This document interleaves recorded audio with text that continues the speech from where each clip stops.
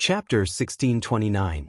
Wei Ci tried hard to keep the expression on his face, but the idle spectators could read something else from his expression.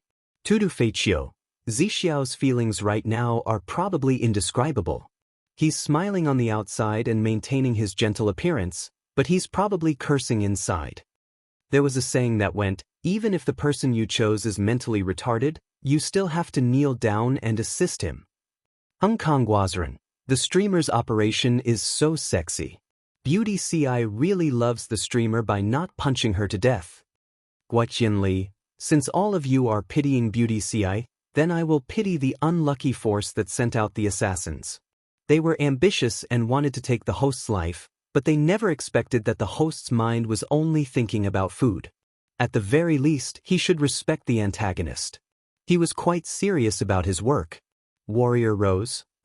Maybe the poor villain is waiting for the good news that the host is seriously injured or dead? The salted fish rejoiced in her misfortune. They knew Jiang Pingji's combat ability best. 100 or so kamikaze warriors could only make up one PUBG match. Did they really think they could kill her with such a small scale? What a joke! Even if Jiang Pingji was thrown in front of 99 cheats, they would still be able to win the game unscathed, let alone such a weak game. Therefore, the salted fishes giggled and copied a few bullet screen comments. Riwa Yunhui, host, don't be a coward. You're the head of a family and an old woman. What's the point of being afraid of your wife? Xingyuan Miao Miao, host, stay where you are and don't move. I will buy you the sharpest durian, the most uncomfortable keyboard, and the longest washboard. I guarantee that you will kneel comfortably and sincerely. Maybe Ci Marin will allow you to climb onto the bed because you are serious. Jiang Pingji was speechless. Were these salted fishes fans or haters of her? Or was it that the deeper the fan went, the darker it became? Even though salted fish cheered her on and encouraged her, Jiang Pingji was still a little cowardly when faced with the angry Wei Ci. When it came to matters of principle, she was naturally the one who had the final say. Wei Ci would also not argue with her on such matters, but when it came to trivial matters or logistics, Wei Ci was usually the one who had the final say. Jiang Pingji rarely argued with Wei Ci because of such things. Wei Ci's character also determined that he would not easily get angry. However, the more good-tempered a person was, the more oppressive their aura would be when they were angry. Jiang Pingji was at fault in the first place, so she was terrified. Not only that, she even tried to blink her eyes and act cute to get away with it. I really planned to talk about this after dinner. Jiang Pingji's voice became softer and softer as she spoke. She looked as if she had been wronged. Feng Zhen sighed. He couldn't bear to see Wei Ci being too forceful and causing his relationship with his lord to become strained, so he spoke up to interrupt. Has the lord finished eating? Jiang Pingji shook her head and said, No, I'm only 30% full. When everyone heard the words only 30% full, they subconsciously felt a little moved. Their lord was still hungry. However, when he thought about his lord's appetite, even if this 30% full was a few bowls of rice, Yang Tao muttered in a low voice. Being controlled like this, not even having enough to eat, this lord is really aggrieved. Yen Lin rolled his eyes at Yang Tao and sneered. At least he ate more than half a bucket of rice. Don't talk about eating dinner, you've been feeding the worm blood for the whole night. Yang Tao was speechless. He always felt that after he became the lord, the frequency of his companions criticizing him had increased. It wasn't like this in the past. Even though Jiang Pingji wasn't full, they wouldn't let her go back to eat before coming back to settle the matter of the ambush. Ordinary gentry families couldn't have mobilized such a large number of men of sacrifice. If Jiang Pingji didn't handle it well, it would intimidate the thieves and evildoers. In the future, all kinds of monsters would dare to mess with the lord. In order to make an example out of others, the assassination had to be cleansed with blood. Yang Si didn't think it was messy enough. He laughed and said, It's just a bunch of unruly people. Even after mobilizing more than 100 men of sacrifice, they couldn't hurt the lord at all. The assassination has become a joke. Why should the lord care about them? In comparison, the lord's meal is more important. Why don't you go to the back hall and have your meal first? We'll wait for you here. We'll discuss matters after the Lord finishes eating. Jiang Pingji's mouth twitched. She wanted to kick Yang Si. Did this guy want to see the world in chaos? Yang Si's every word sounded like flattery, but in fact he was adding fuel to the fire and ridiculing her. How could Jiang Pingji dare to eat? She said seriously, no need. Business is more important. Yang Si smiled meaningfully. Wei Si's expression softened slightly. Feng Zhen asked, does the Lord have live assassins? I caught 2 alive and threw them to the subordinates to deal with. I reckon we'll have good news soon. Although the captured men of sacrifice would commit suicide to keep it a secret, with Jiang Pingji around, how could she let them succeed so easily? The 2 survivors were caught before they could commit suicide. Sometimes, living a life worse than death was more terrifying than death. Even if these men of sacrifice were well trained, they would still spit out the truth under torture. Coincidentally, as soon as Jiang Pingji finished speaking, someone came to report that the 2 survivors had confessed. Jiang Pingji asked, confessed? Who instructed them to ambush me? The person replied, the Nan family of Fen Prefecture, Nanxing. Jiang Pingji crossed her arms and asked uninterestedly, the Nan family? Fen Prefecture? I dug up their graves. Why are you making things difficult for me? Wei Si and the others stared with their eyes wide open. How thick-skinned was their lord to ask such a question? Not only did you dig up their graves, but you also confiscated half of their savings. It would be strange if the Nan family didn't fight to the death. However, they couldn't say this out loud. After all, the lord still had to save face. Compared to Feng Zhen and the others' brainless protection, Yang Tao and the others reacted more normally. They didn't dare to say it out loud, but they were still muttering in their hearts. Because the order was given by Jiang Pingji, but part of the specific operation was done by Yang Tao's old subordinates, especially the confiscation of the family's assets. Although Yang Tao and the others had a good time and took the opportunity to take revenge for the betrayal of the Nanxing aristocrats, they had also completely offended them. If not, Yan Lin and the others wouldn't have called Jiang Pingji by her name in private. Yang Tao had offended the Nanxing aristocrats, and Dongqing had no foundation. The slightest possibility of rebellion was nipped in the bud.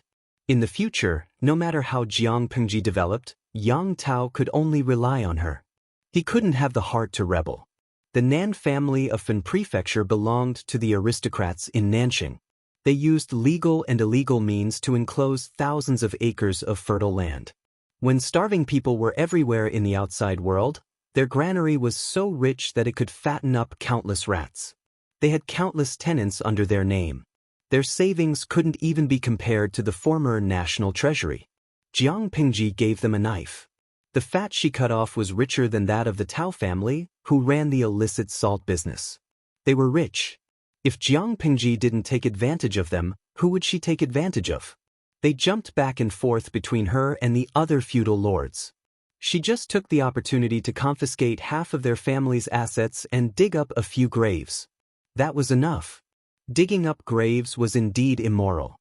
Unfortunately, she was a penniless bandit. She did unusual things at unusual times. Chapter 1630. Jiang Pingji noticed everyone's strange expressions and coughed to ease the awkwardness. Is the evidence conclusive? I'm sure it's the Nan family of Fenzhou. The Nan family of Fenzhou was a large clan in Nanxing.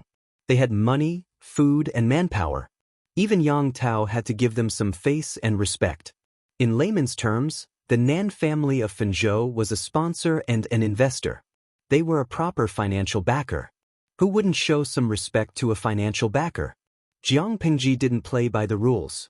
She offended the Nan family of Fenzhou as soon as she arrived. She used force to snatch half of their family's wealth. The fertile land they took away was confiscated. Even their ancestors' graves were repeatedly raided. Even a clay figurine would have some anger, let alone the Nan family. The Nan family was furious. Naturally, they planned to kill Jiang Pingji. They checked Jiang Pingji's schedule in advance, bribed their spies, and arranged more than 100 kamikaze warriors along the way. Jiang Pingji didn't know about all this beforehand. No matter how clear she was, She couldn't control every Tom, Dick, and Harry. It was inevitable that there would be omissions. The Nan family could set up this ambush without alerting her. Her arrogance was partly to blame, but it was mostly due to the Nan family's calculations. If Jiang Pingji didn't have the ability to fight 100, it would be a dead end for any other feudal lord. Of course, on the other hand, she dared to be so reckless because she had such strength. If others imitated her, they would most likely die without a trace. If it was another feudal lord, the Nan family's plan would have succeeded. Wei Si asked, "How do you plan to deal with them?" The words of the kamikaze warriors can't be trusted. Send someone to investigate again. If it's really the Nan family? Jiang Pingji suddenly laughed softly. Her lips opened slightly, revealing a few white teeth. There was an inexplicable white killing intent. If we don't kill them, are we going to keep them alive for the new year? If she didn't let the people of Nanxing see the consequences of trying to kill her, they wouldn't learn their lesson. Exterminate the clan? Exterminate them? No one objected to Jiang Pingji's decision. Even if some people felt that the decision to exterminate the entire clan was too harsh, they would not make their lord unhappy because of this reason. Jiang Pingji's officials, other than the few who surrendered with Yang Tao, were mostly from Dongqing. There were fewer gentry families than commoners, especially those who were trusted by the higher-ups. The commoners had an overwhelming victory. The landowning households had the upper hand in the middle and lower levels, but they also didn't have much say. The similarity between these landowning families and the landowning families of Nanxing was that they were landowning families. Just based on these connections, it was not enough for them to plead for mercy and risk Jiang Pingji bearing a grudge against them.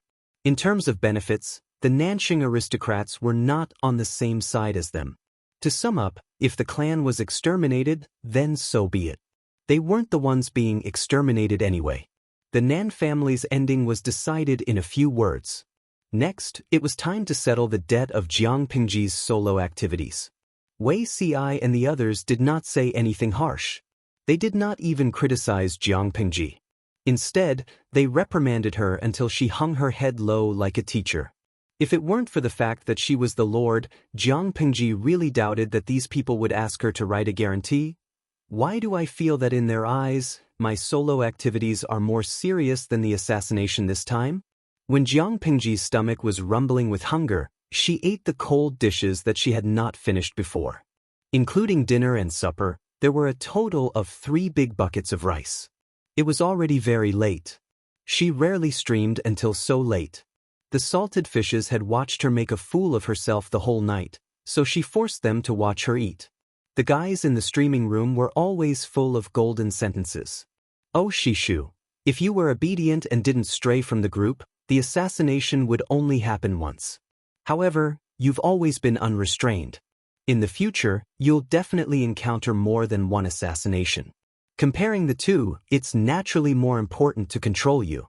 Although the streamer is skilled and bold, Wei Si and the others won't condone you endlessly if you act so recklessly, right? As time goes on, there might be people who can't stand it and become dissatisfied."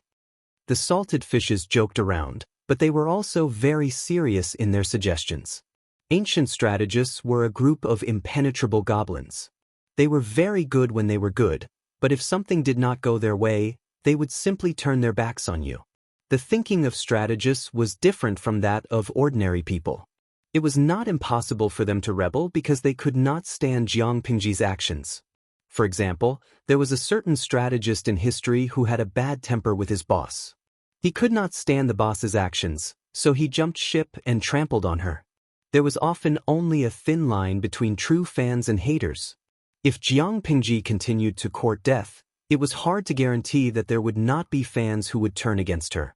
In fact, many salted fishes in the streaming room had fans who turned against her. They used to love Jiang Pingji very much, but later, because of some unforeseen events, they hated her very much.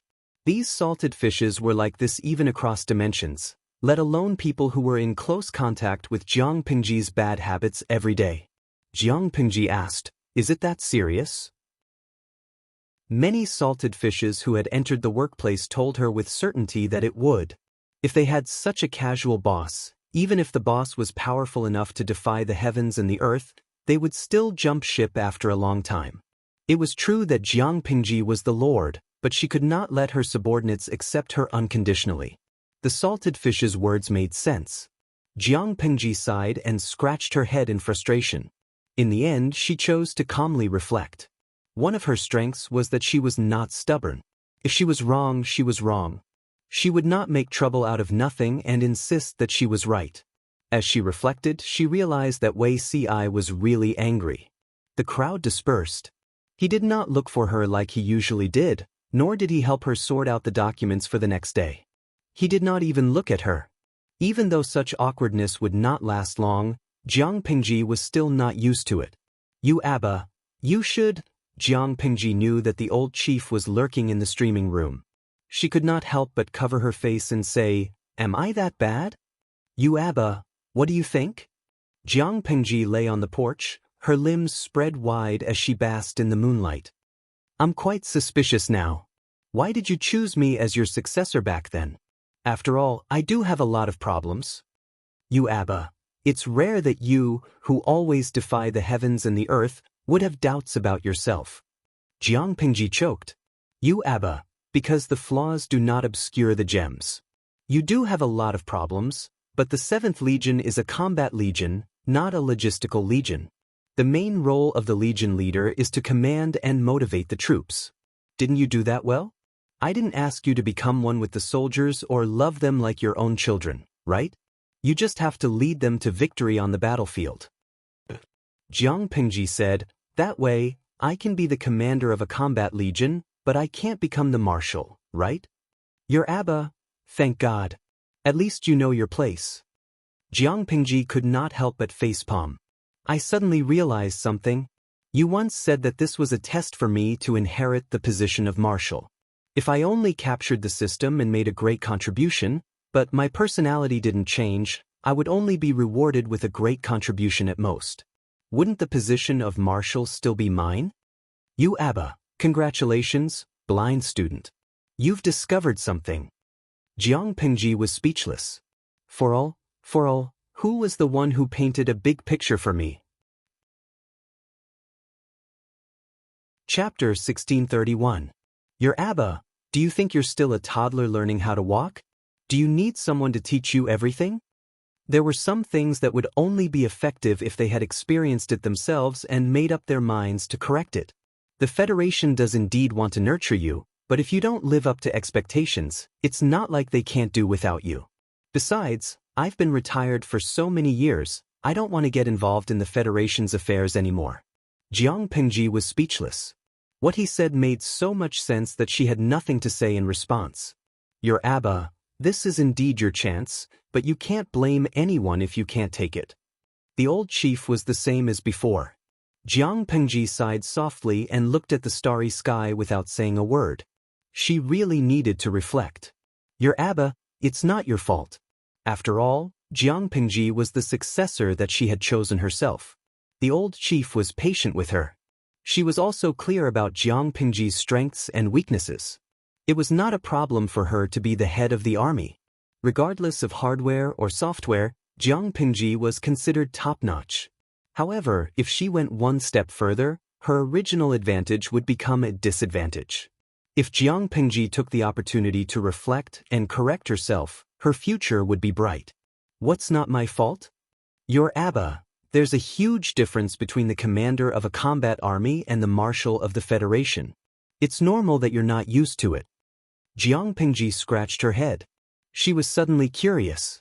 The old chief should be the most suitable candidate for the next marshal, right? Even if he retired, he would still be the most competitive with his experience. "I heard you say that you had no choice but to retire because of your health, but the Federation's medical science is advanced. Are there any incurable diseases that they can't cure?" Jiang Pingji was suddenly very curious. Why did her old boss give up on the possibility of further advancement?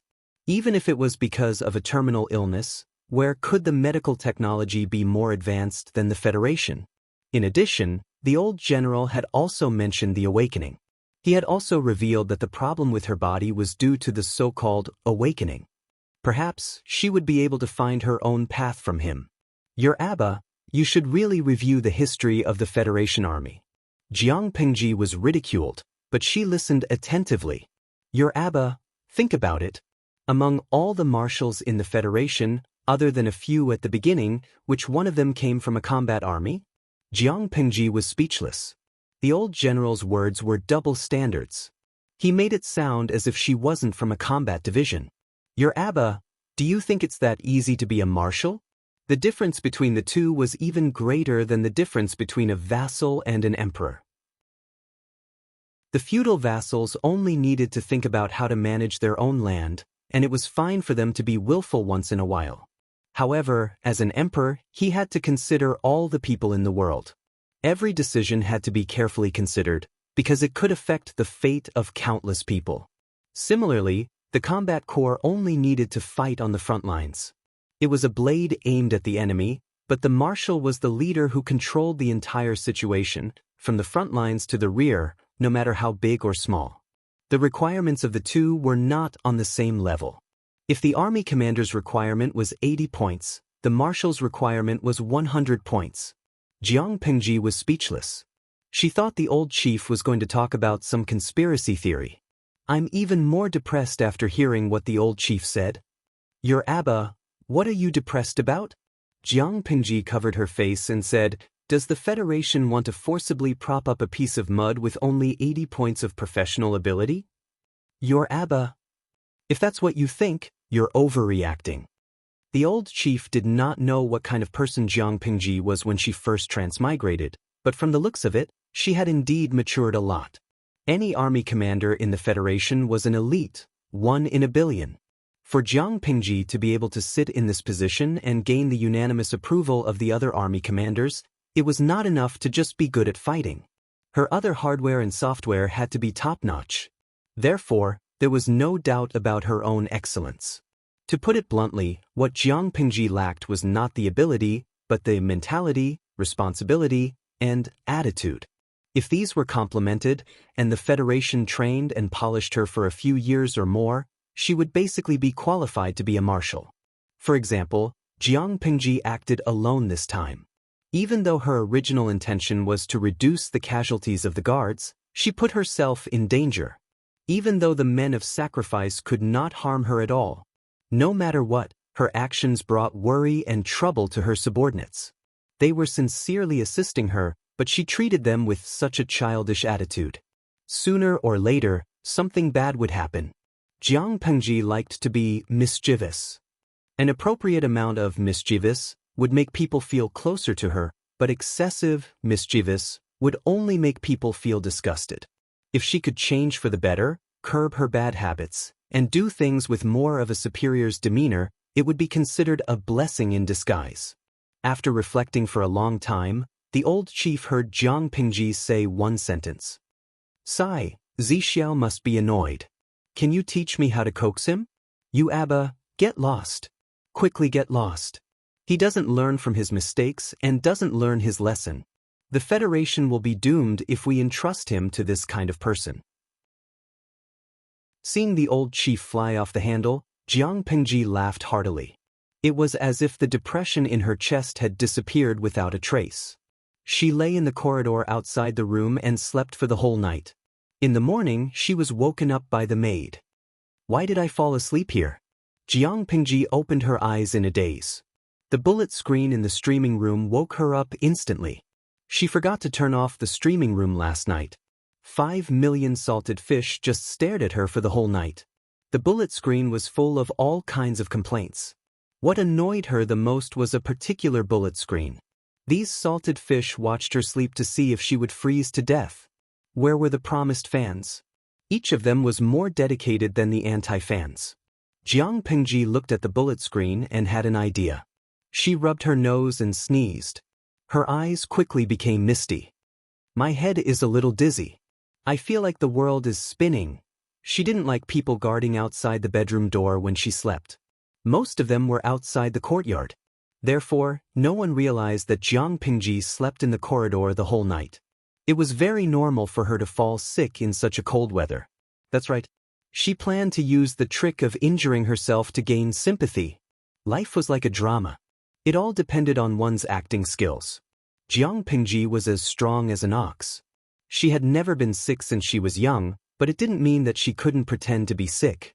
During her years as a genetic warrior, disguise was a compulsory course to assist in some assassination missions. Relying on her exquisite disguise, even the doctor was fooled. Wei Si and the others rushed over the moment they heard the news. Of course, Jiang Pingji wouldn't say that she slept outside in the middle of the night. She only said that she caught a cold when she woke up. The first reaction of Wei Si and the others was to question her. When they saw that she was so sick that her face was flushed and her eyes were bloodshot, their words were stuck in their throats. The salted fishes were dumbfounded by what they saw. Doesn't the streamer's conscience hurt to lie to the little angel? It turned out that pretending to be sick and weak was very effective. Everyone had some opinions at first, but now they were worried about her. Chapter 1632. A cold was something that could kill a person if it got serious. If Jiang Pingji did not die in the hands of the men of sacrifice, but instead was beheaded by a cold, it would be too ridiculous. Yan Lin frowned. Zhengze, don't you think this cold came at the right time? As long as Jiang Pingji handled it properly, the matter would be resolved in the blink of an eye. Yang Tao said, how could she pretend to be sick in front of so many doctors? It's just a minor illness. Who doesn't take some medicine? Yan Lin shook his head. Anything ordinary feels unnatural when it comes to this person. Just as Yang Tao had said, the kamikaze warriors had not harmed her at all, but she had fallen sick that night. Yang Tao laughed. Once bitten, twice shy. Lu Lanting is not that evil. Don't worry, she's human. Yan Lin rubbed his brows and said in a low voice, maybe I'm overthinking. Xiaoyang's suspicions are reasonable. Lu Lanting was ambushed in the morning and fell sick the next day. If the Nan family of Fen Prefecture hears about it, they will probably think that it's a cover-up. If they get caught because of this, the Nan family will not die a wrongful death. Yan Lin could not help but look at his friend. Not bad, this analysis actually made sense. Whether Lu Shi is really sick or not, the Nan family is doomed, Yan Lin said in a low voice. Lu Shi pretended to be sick and led his troops to attack Huang Song's rear. Now he's sick and the Nan family is digging their own grave. What a coincidence! Yang Tao could not help but ask, Xiaoyang, why do you call him by his name in private?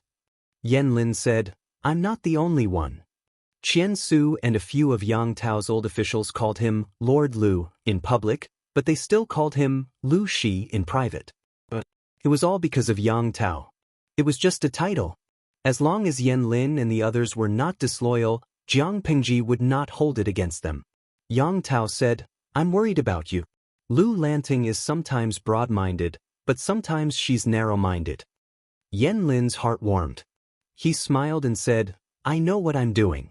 I won't give her a chance to do anything. Whether in the past or now, Yan Lin's interests were tied to Yang Tao's. Jiang Pingji had hurt Yan Lin and weakened Yang Tao. Yan Lin would never allow that to happen. At the same time, Wei Si, who had been in a one-sided Cold War with Jiang Pingji for the whole night, blew on the boiled medicine to cool it down and brought it to her. Jiang Pingji couldn't help but feel the bitterness on her tongue when she smelled the medicine, but she couldn't do anything about it. She could only pinch her nose and drink it in one breath. Cough cough. How much gold thread did the doctor put in? It's so bitter, Wei Si said, there is no Chinese gold thread in the medicine. Jiang Pingji said, it's also very bitter. Even the root of the tongue is bitter. Try it if you don't believe me. She pointed at her lips, and Wei Si could not help but turn his head away. Wei Si was well aware that old concubines' taste was naturally not to taste the dregs. I'm sick, but you don't even treat me well. So, Jiang Pingji drooped her head and accused Wei Si in a hoarse voice, trying to pass the matter over. Wei Si sighed, and there was some helplessness in his tone. My lord, are you really sick? Jiang Pingji was speechless. Wei Si said, you've forgotten that I've been with you for more than 20 years in your previous life. Whether you're really sick or pretending to be sick, outsiders don't know, doctors and medical officials don't know, but I, as the person who sleeps by your side, know. My lord, are you trying to rely on pretending to be sick to make me forget about yesterday's matter? Jiang Pingji could not help but pull the blanket higher to cover her head. She said gloomily, I'm not pretending to be sick to fool you, Wei Si said. My lord, are you trying to say that you spread the rumor that you have a cold and used it to mislead the Nan family of Fen Prefecture? To lure the snake out of its hole? It was such a coincidence that the Nan family might misunderstand that Jiang Pingji was really dead or seriously injured. In order not to cause panic, they used illness as a cover. When Jiang Pingji returned last night, the sky was already dark, and there was basically no one along the way. Except for a few confidants, no one else knew that Jiang Pingji had become a hands-off boss yesterday. As long as the news was blocked in time, the possibility of the Nan family being deceived was very high. But Wei Si dared to guarantee with his head that this was definitely not the main reason for her pretending to be sick. Others would think carefully before taking action, but she would think about how to make up for the loophole after taking action. She could even deceive everyone's judgment and create an image of being thoughtful and cunning. Her escape route was blocked by Wei Si, so Jiang Pingji naturally had nothing to say. Wei Si said, I'm not saying this to criticize you, my lord. I just hope that you know my attitude towards this matter. No, I should say my attitude towards similar incidents. Back then, His Majesty disregarded his own safety and repeatedly put himself in danger. Although it was also for the peace of the court and to eliminate thieves and trifles, the sacrifice was too great. In the end, when His Majesty had just reached the age of knowing destiny, he was like a dragon in heaven. Back then, I did not have the courage to stop and advise him. It is still a matter of regret to this day. In this life, since you have given me the courage, there are some words that cannot be kept in my heart. There is no harm in saying them out. Jiang Pingji was silent for a long time. She blinked her eyes and looked at him sincerely. I will change. Wei Si's expression softened slightly. My lord does not need to make any guarantees to me. No one can restrain you except my lord. Jiang Pingji was speechless. If she had known that she would end up like this after acting recklessly, she would have thought more before doing anything. If I may be so bold as to say, you are my lord, our backbone, and the future ruler of the world. Your life and death is not only your own business, but also the fate of countless people in the world. Wei Si said, on the battlefield, you are not required to be more capable than a general in charging and breaking through enemy lines, nor are you required to be more resourceful than a strategist. These things are just icing on the cake. If not, they are harmless. To us, the Lord's safety is a miraculous elixir that is more magical than any tranquilizer. Do you understand? Jiang Pingji thought of the old chief's words last night and naturally understood what he meant. Different positions, different roles, and different actions and words were also different. When she was a feudal lord, everyone could tolerate it. In the future, if she did not change when her status improved, sooner or later, there would be discord and discord. Jiang Pingji thought that she had changed a lot. She restrained herself and greatly reduced the frequency of her wandering on the battlefield. However, in the eyes of Wei Si and the others, she still did not do enough. It was good to have a lord who was good at fighting, but how could her subordinates feel at ease if she casually fell into a dangerous situation because of her strong martial arts? No one in this world could hurt her, but what about the Federation? The marshal, the feudal lord, and the emperor were similar in some aspects. Wei Si saw that she did not speak, so he softened his voice and said, I am not being bold and presumptuous, nor am I overstepping my authority to restrain my lord. Jiang Pingji said, I understand. I was not very mature in the past. It was my fault. You were just advising me bluntly. Chapter 1633. Jiang Pingji did not reflect on her actions. The Nan family of Fenzhou were like ants in a steamer basket. They were so anxious that their feet were burning. They had put in a lot of effort for this assassination. They had arranged everything properly to ensure that nothing went wrong. They could only succeed. That's what they said, but Lu Shi is very skilled in martial arts. I heard that he has the protection of a miracle. I don't know if those men of sacrifice can succeed. The head of the Nan family was very confident, but his brother did not think so. He had been anxious for a few days. From the time the plan was made to the day of the attack, his heart was always in the air. The ominous premonition grew stronger day by day. Even if Lu Shi has 3 heads and 6 arms, can she survive the ambush of more than 100 men of sacrifice? What protection of a miracle! It's just Lu Shi's lies to mislead the public. How can you believe such nonsense? Ridiculous! The head of the Nan family could not stand his brother's cowardice. He disliked his unlucky guesses even more. He had taken a great risk in planning to ambush Jiang Pingji. If he was not careful, he and his family would be smashed to pieces. Even if he did not show it on his face, there was an indescribable pressure in his heart. It was suffocating. His brother did not know how to share his burden. Instead, he was cheering for the enemy. "Elder brother, I didn't mean that." The elder brother, who was almost 50 years old, glared and asked sternly, "If you didn't mean that, then what did you mean?" The younger brother was speechless. He knew that his elder brother would not listen to him. He could only accompany him to wait for news. More than 100 men of sacrifice had been sent out. It was like an arrow on a bow. It was too late to say anything. For the hundreds of years of inheritance of the Nan family of Fenzhou, he could only pray for the success of the ambush. As long as Jiang Pingji died, the forces gathered by her would fall apart. The external threat would be easily solved. In this way, not only could the Nan family take revenge, but they could also take advantage of the chaos to rise. The hatred between Jiang Pingji and the aristocrats of Nanxing was not ordinary. First, there was the grudge of digging graves and disturbing the ancestors. Later, there was the hatred of confiscating family property and plundering tenant farmers.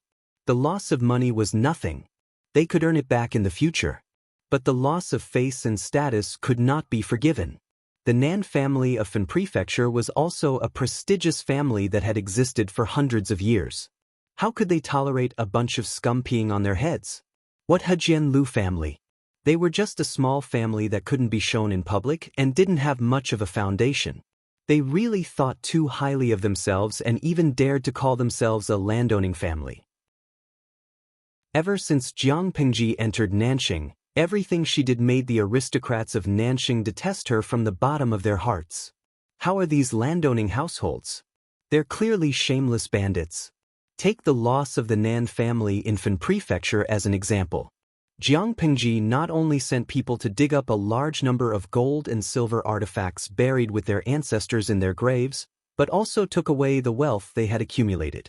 She also used force to take away their tens of thousands of fertile fields. Even if the Nan clan had used all sorts of methods to seize these fertile lands from the hands of the common people. However, once the things were in their pockets, they belonged to them. If Jiang Pingji snatched them from their hands, she would be a bandit. It was easy to imagine what his future would be like if he were to make a living under the noses of such a feudal lord.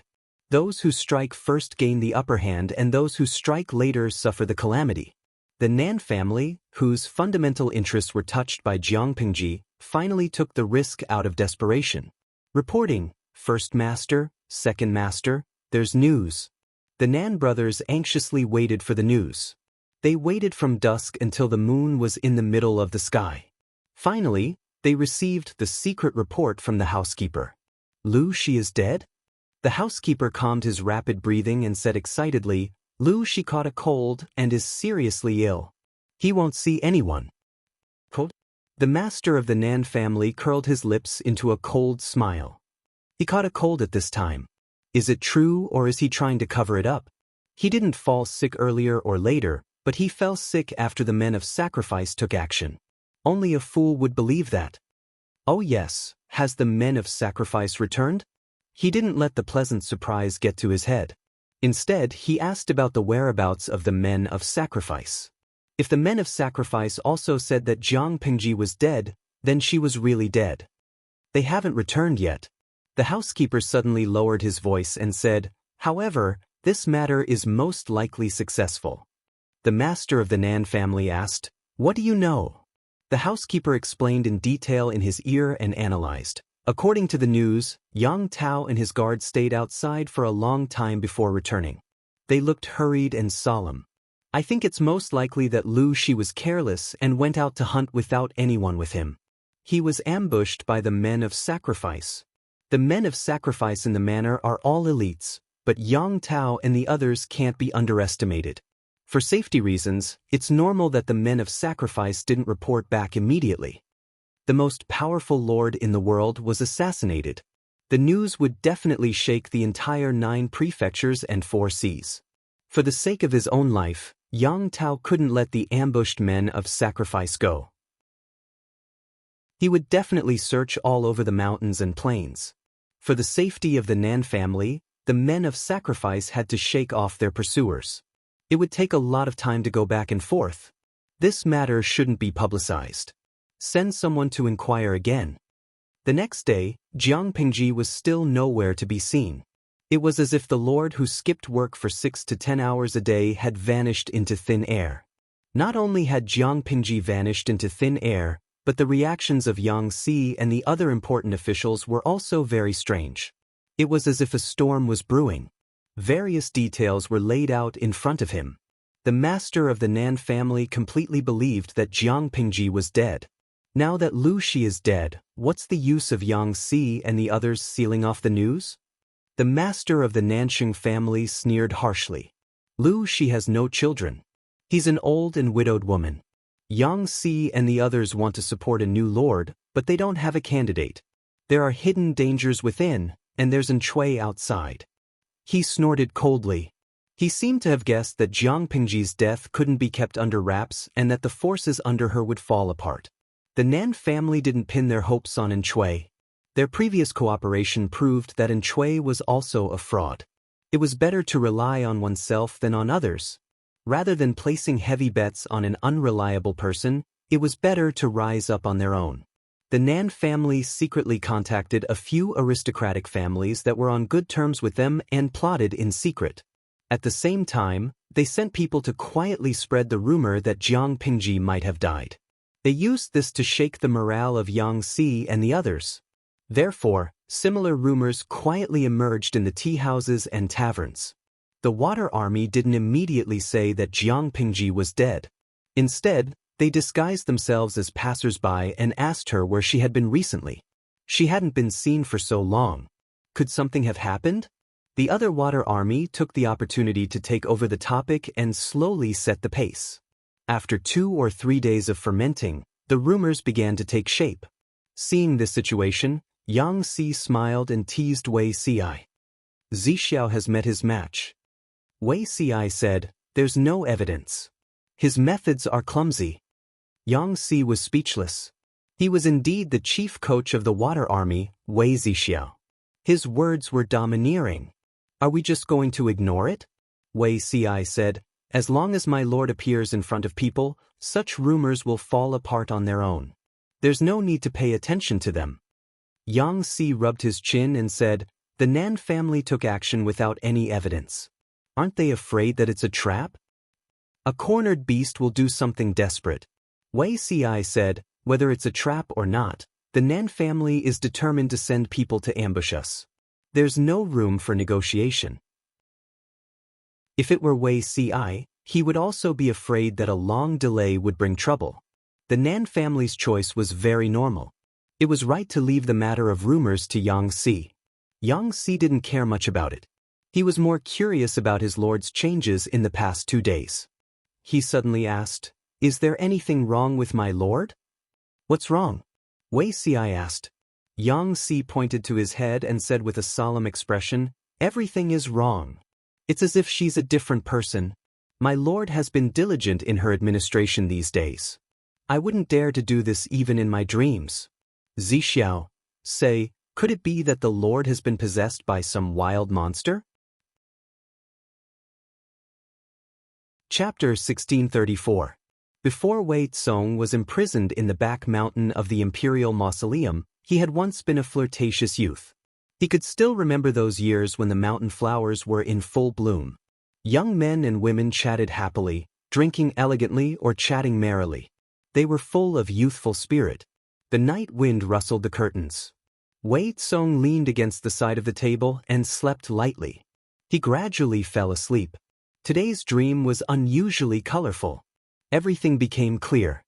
He looked at the contents of the dream and vaguely remembered that this was the Golden Scale Academy. His gaze fell on the waterside pavilion. Seeing a group of youths in blue and white uniforms chatting and laughing together, he could not help but smile. Wei Tsong remembered. So it was that day. Which day? Naturally, it was the day his mother broke the legs of the Minister of Works' son's son. Wei Tsong could not help but approach in an attempt to hear more clearly. At this moment, a familiar-looking youth said with a smile, "Do you think that the Minister of Works is Yu's mother? She actually broke into the academy with such a thick stick and dragged her son out to break his legs. I was scared to death." The youth was also the son of a court official. He shared a table with Yu, the son of the Minister of Works. When the Minister of Works rushed in and dragged his son out by the collar, he was scared out of his wits. "I don't know if she's his mother or not, but it's doubtful if Yu is his son." The other youth opened his folding fan. His face was slightly round and immature, clearly the appearance of Wei Tsong when he was young. His brows were brimming with vitality, and there was no sign of the loneliness he had experienced after so many years. The Minister of Works is such a talented person, so why is his son so unworthy of cultivation? In my opinion, it's good enough that Yu only had his legs broken by his mother. She didn't kill him out of consideration for their blood relationship. Yu was the son of the Minister of Works, Bai Yuexia, and her husband, Zhong. Because Yu was the only male in the family, he was unruly spoiled by his father and grandmother. He acted arrogantly and often bullied the ordinary students of the academy. Wei Tsong was only the concubine's son of the grand tutor. He had naturally been bullied by Yu and harbored resentment in his heart. The youths were curious. "Wei Tsong, do you know the inside story of Yu being beaten?" Everyone was very surprised. The little tyrant Yu's leg was actually broken by his own backer. This could be said to be the news of the year. The wooden stick that Minister of Works Bai Yuexia used to break her son's legs was as thick as a strong man's arm. Why was the little tyrant so arrogant and despotic? Wasn't it because he had a mother who was the Minister of Works? Yu's father. The two of them had already separated 800 years ago. Yu's father, Zhong, was even more useless. Naturally, I know some inside information. Yu deserves this. The youth said, Yu has mediocre looks, mediocre talent, and mediocre looks. Logically speaking, he shouldn't be likable, but he has roots. Although the Minister of Works was there to correct and supervise him, it wasn't easy to be a strict mother. Yu was instigated by his family to leave his biological mother. In the end, he made a big mistake. Even a barbecued pork is better than him. Young Wei Tsong continued. 2 days ago, an imperial censor reported to the Minister of Works, saying that she didn't teach her son well. She allowed her son to force women into prostitution, commit violence on the streets, and cripple people on horseback. The Minister of Works returned to his residence to investigate and confirmed that the matter was true. In a fit of rage, he beat his son with a rod. "How did you know this news?" Young Wei Tsong said, "Heavenly secrets cannot be revealed. There's always a way that I know." Seeing his dream self reveal the childish and gloating smile unique to youths, Wei Tsong's lips curled into a bitter smile. He clearly remembered that because of this matter, he had been punished by his father when he was young. His father heard that he was gossiping behind someone's back and criticized others. He said that this was not the conduct of a gentleman and punished him to copy books. The young Wei Tsong was in his rebellious period. His father's indiscriminate punishment made him very indignant. How was it that he wanted to make things difficult for Yu? It was clearly Yu, the little tyrant, who privately bullied and humiliated Wei Kong. How did he humiliate him? He cursed him to his face for being concubine Teng's son, saying that his status was lowly and that he didn't have the right to chat with a student from a good background. Not only did he humiliate his background and his mother, but he also humiliated his father's defeat in the imperial court several years ago. More than once, Wei Tsong was blocked in a remote corner of the academy by this little tyrant. He suffered these grievances, but he didn't dare complain to his father. Although Shi Yu's words were unpleasant to hear, there was one thing he was right about. His father was only the grand tutor, and he was only concubine Teng's son. If his father sought justice from the Minister of Works for him, it would implicate his father's already bad official career. As the saying went, birds of a feather flock together. The little tyrant, Shi Yu, was a hedonistic son of rich parents, and his scoundrelly friends weren't good people either. Wei Tsong's background was lowly, but he was ranked among the best. He was often used as an example by his teacher to attack these slackers, imperceptibly attracting a lot of hatred. They knew that Wei Tsong was easy to bully and had no backing. They often joined forces to embarrass him, and verbal humiliation was considered light. There were a few times when they got into a conflict. Wei Tsong was alone and weak, and his opponents outnumbered him. He was punched a few times. The place where they fought was very hidden, and they were very careful, not leaving behind any evidence. Wei Tsong's heart was only filled with anger and hatred. Every time this happened, he couldn't help but resent his background, but there was nothing he could do. He could only swallow the bitter fruit. He didn't dare tell his father, afraid that he would make things difficult for him. Fortunately, he had a few peers he was on good terms with, and they became his only channel to confide in. These peers were none other than the sons of his father's elder brother, Wei Tsong's cousins. In terms of age, Wei Tsong was about the same as them. In terms of seniority, Wei Tsong was their uncle. Now that he thought about it, it was the care and persuasion of these good friends that slowly alienated the young Wei Tsong from his father. The young Wei Tsong coldly watched the scenes that flashed through his dream. The scenes that had once made him angry and resentful couldn't stir up any of his emotions at this moment. The young Wei Tsong saw his younger self being locked in a room copying books 20 times. He stubbornly refused to admit his wrongs to his father and stubbornly refused to stop writing.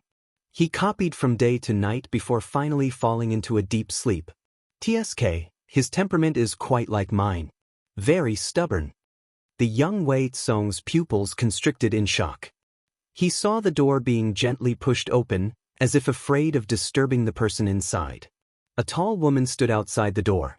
Time hadn't left many traces on her face, but her aura had become more restrained with the passage of time. This subject has failed to teach. The young Wei Tsong saw his father, whom he hadn't seen for many years, enter the room behind the woman in a green robe. His words seemed to be filled with emotion. Don't ask for forgiveness so easily. I've seen many people ask for forgiveness during the day. Are you going to do the same? The woman rebuked him, but her tone was very gentle. She bent down and picked up Wei Tsong, who was sprawled on the table, and gently placed him on the bed. She looked lovingly at the youth's eyes. At the end of the day, it's because I, as a mother, wasn't diligent enough. I didn't know that an academy student would commit such vile acts. Since your majesty has said so, shouldn't this subject apologize with death? The man's eyes were filled with apology and self-blame. He had raised Wei Tsong for so many years, but he hadn't realized that his child had suffered so much at Golden Scale Academy. If he hadn't found out by chance, he didn't know how long he would have been kept in the dark. He didn't know how to make up for it even if he wanted to. The woman said, "You and I are both at fault. It's not your majesty's fault. Your majesty has a myriad of affairs to attend to every day. Just government affairs take up 16 to 16 hours. How can you have the extra energy to keep an eye on your child's matters at the academy?"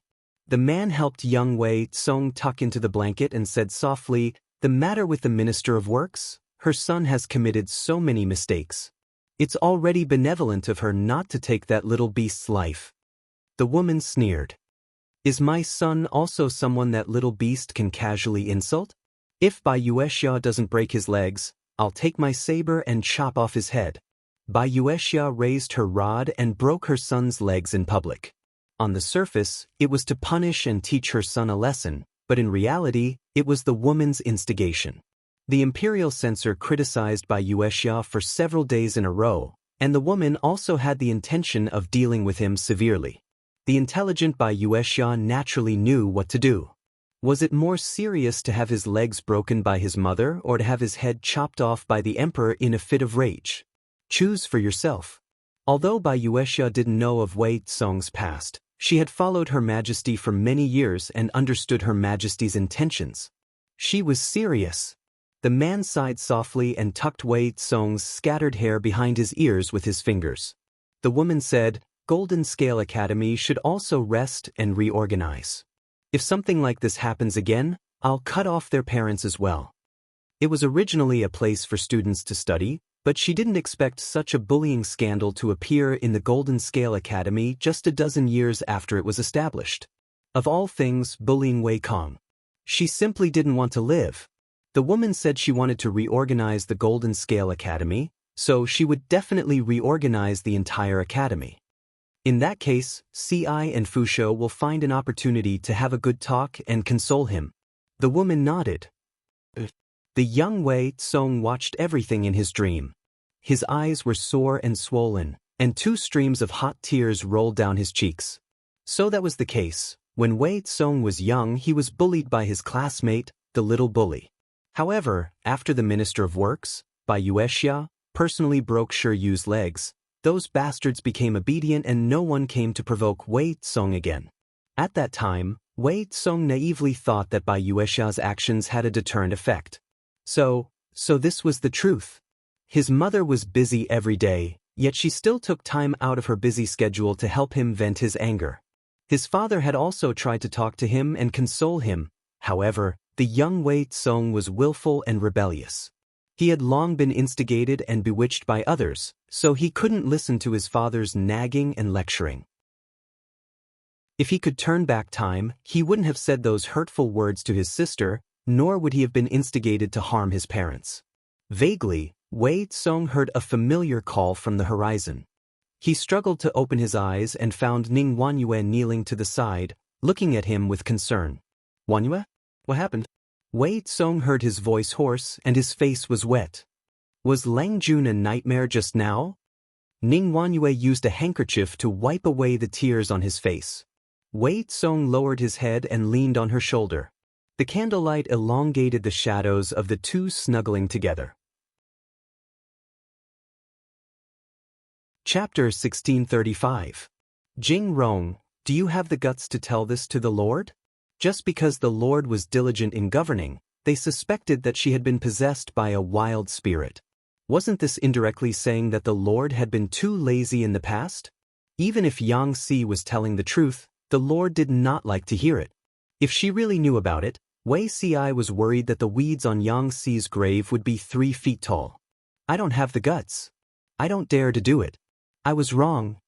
Yang Si quickly waved his hand. His desire to live had once again saved his life. Wei Ci said, My lord has grown up. It's our good fortune.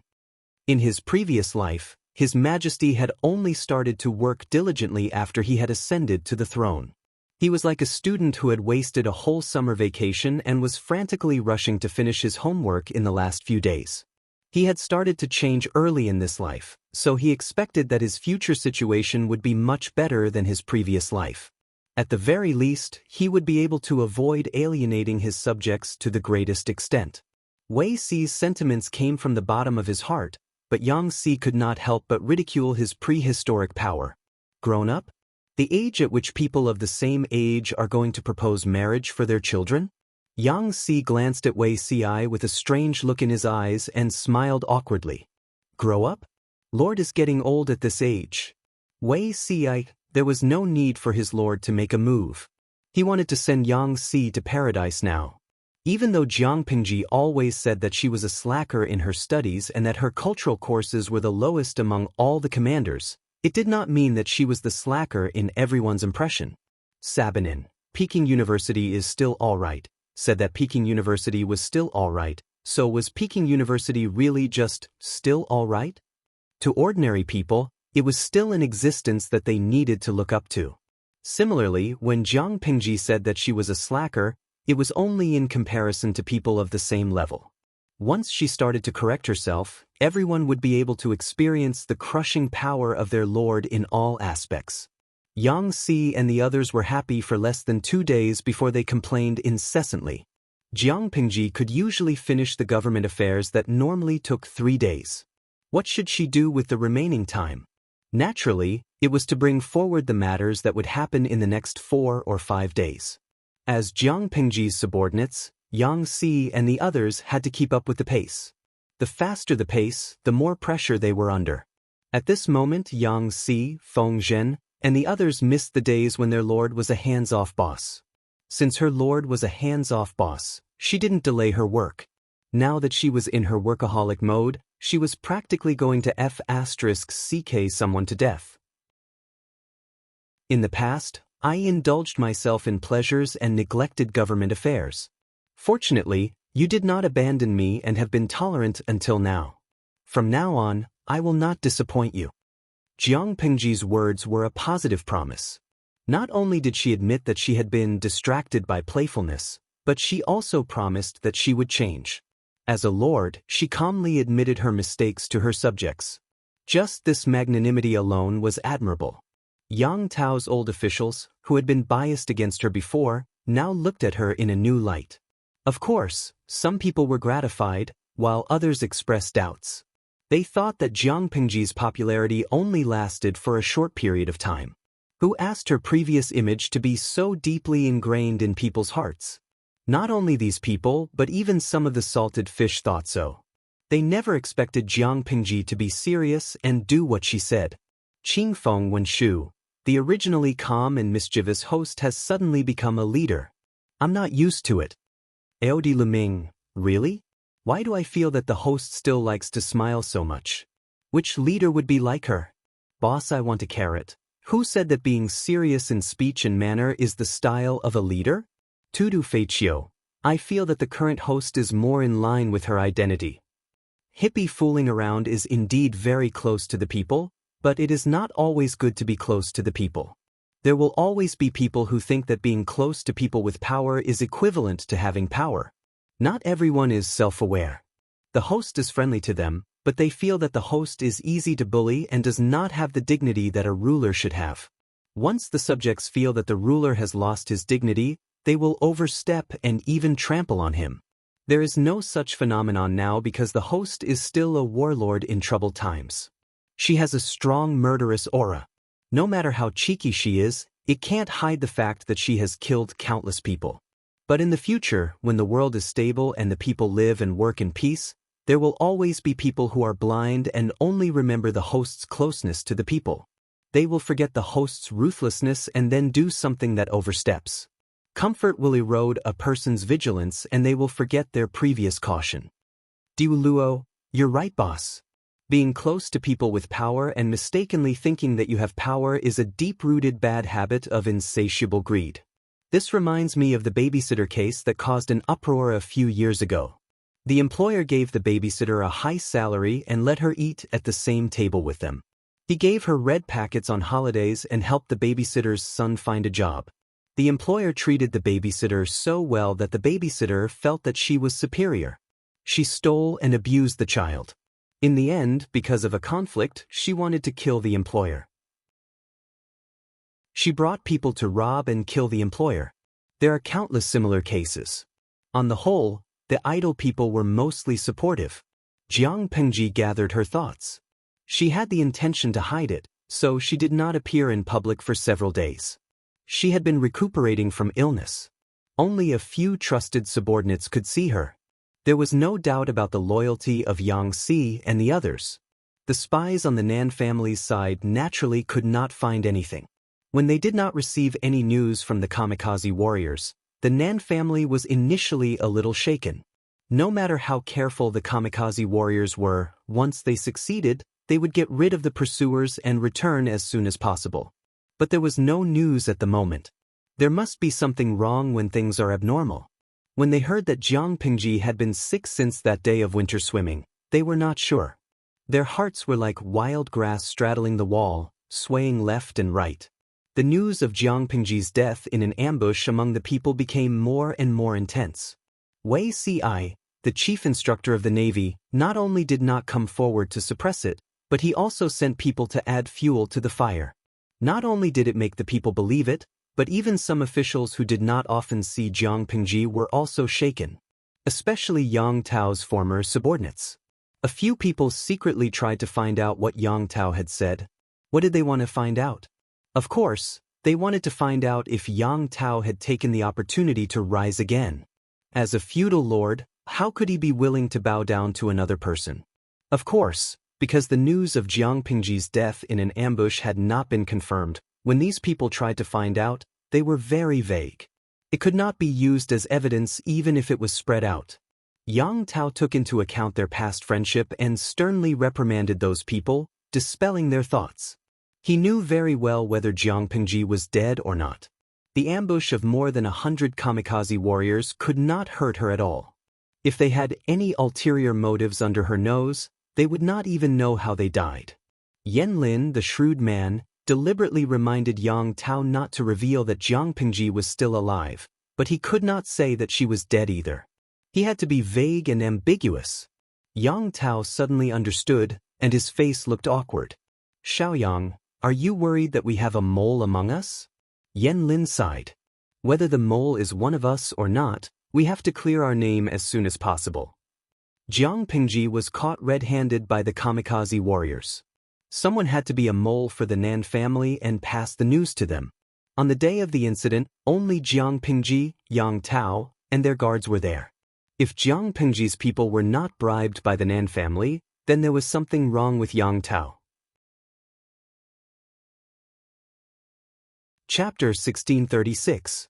The Nan family chose this time to make a move on you because they want you to be their scapegoat.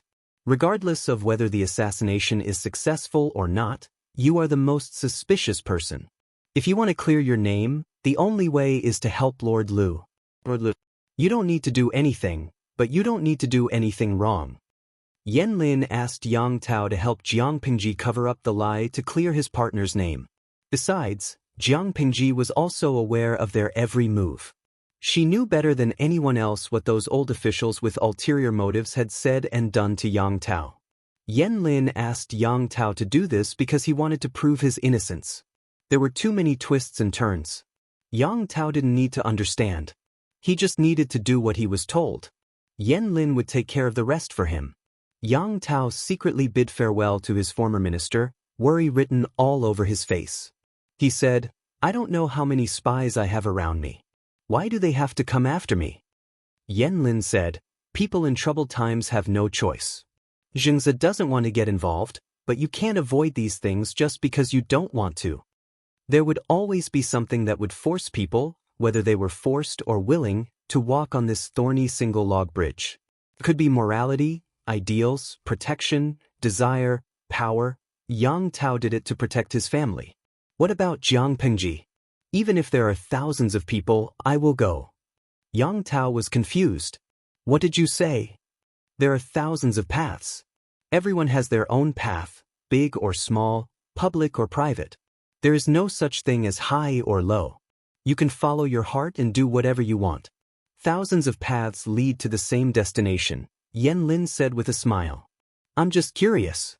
What was Lu Shi's original intention for walking on this path? Was it for the greater good or for love? No matter how I think about it, I only feel that this sentence seems to be the most suitable. Yang Tao blinked. He didn't understand. Yan Lin put his hand on his forehead and said, to put it simply, Lord Lu is a man with great ambition and a big heart. Yang Tao smiled. It's rare to see Xiaoyang praise someone like that. What a high compliment. Yan Lin shook his head. Our paths are different. Yan Lin didn't want to risk his life just to watch this kind of person. He didn't want to go all out and join in the fun. Using a marathon as an example, Yang Tao divided the entire 40-kilometer race into 8 segments. He only had to run 5 kilometers each time, and Yan Lin could take his time. Contestant Jiang Pingji, on the other hand, wanted to finish 100 kilometers in one go. 40 kilometers was only her interim goal. Yan Lin admired her courage and ambition, but he didn't have the energy to finish the race with her. Yang Tao rested his chin on his hand. Xiaoyang, do you think I should confess to Lu Lanting and ask for her forgiveness? After all, they were old officials. Their relationship over the years was not fake. Yang Tao also did not want Jiang Pingji to settle scores with them. Yan Lin looked down. There's no need. Lord Lu won't do anything to them. At most, he'll scare them a little. Overall, it's more of a scare than a real danger. Between husband and wife, there were dozens of times throughout the year when the thought of separation would pop up. Their teeth and tongues would even fight, let alone between the monarch and the minister. He did not believe that Yang Si and the others had not thought of strangling their lord to death when Jiang Pingji repeatedly stood them up. However, it wasn't like they could put their thoughts into practice. They could just beat them up and educate them. There was no need to kill them all. Yang Tao let out an oh sound and felt relieved. Yan Lin said, if it's possible. Yang Tao turned to look at him. What? Don't leave your words unfinished. Yan Lin added, Jingzi will try his best to confiscate the Nan family. Anyway, Jiang Pingji had borrowed Yang Tao's hands to confiscate many of the Nanxing aristocrats. She had offended them all. Digging up graves, robbing people's wealth. Jiang Pingji bore half of the blame, and Yang Tao bore the other half as the executor. There was no need to worry when there were too many lice. There was no harm in wiping out the Nan family. If the Nan family died in Yang Tao's hands, not only would they stand firm, but they would also be cleared of suspicion. Yang Tao let out an oh sound and did not think too much about it. He just smiled and squinted his eyes. I heard that the Nan family is rich. That's a fat sheep. It's a good job indeed. I wonder if I can get it. It was an unspoken rule in the industry to seize some of the loot during a war. Many generals had made their fortunes by doing this. Now that there was still a war to fight, it would not be easy to raise a family when the world was at peace. Of course, as long as you ask. As a former feudal lord, Yang Tao's identity was a shortcoming, but it had its advantages. For example, if he took the initiative to perform meritorious deeds, no one could compete with him. But, of course, it was to appease Yang Tao and satisfy his small requests without affecting the overall situation. Yang Tao rejected the temptation of the former officials. Without a backbone, they could only sigh and give up. They continued to observe.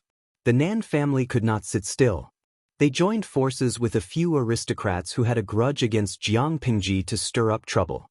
Unfortunately, they died before they could succeed.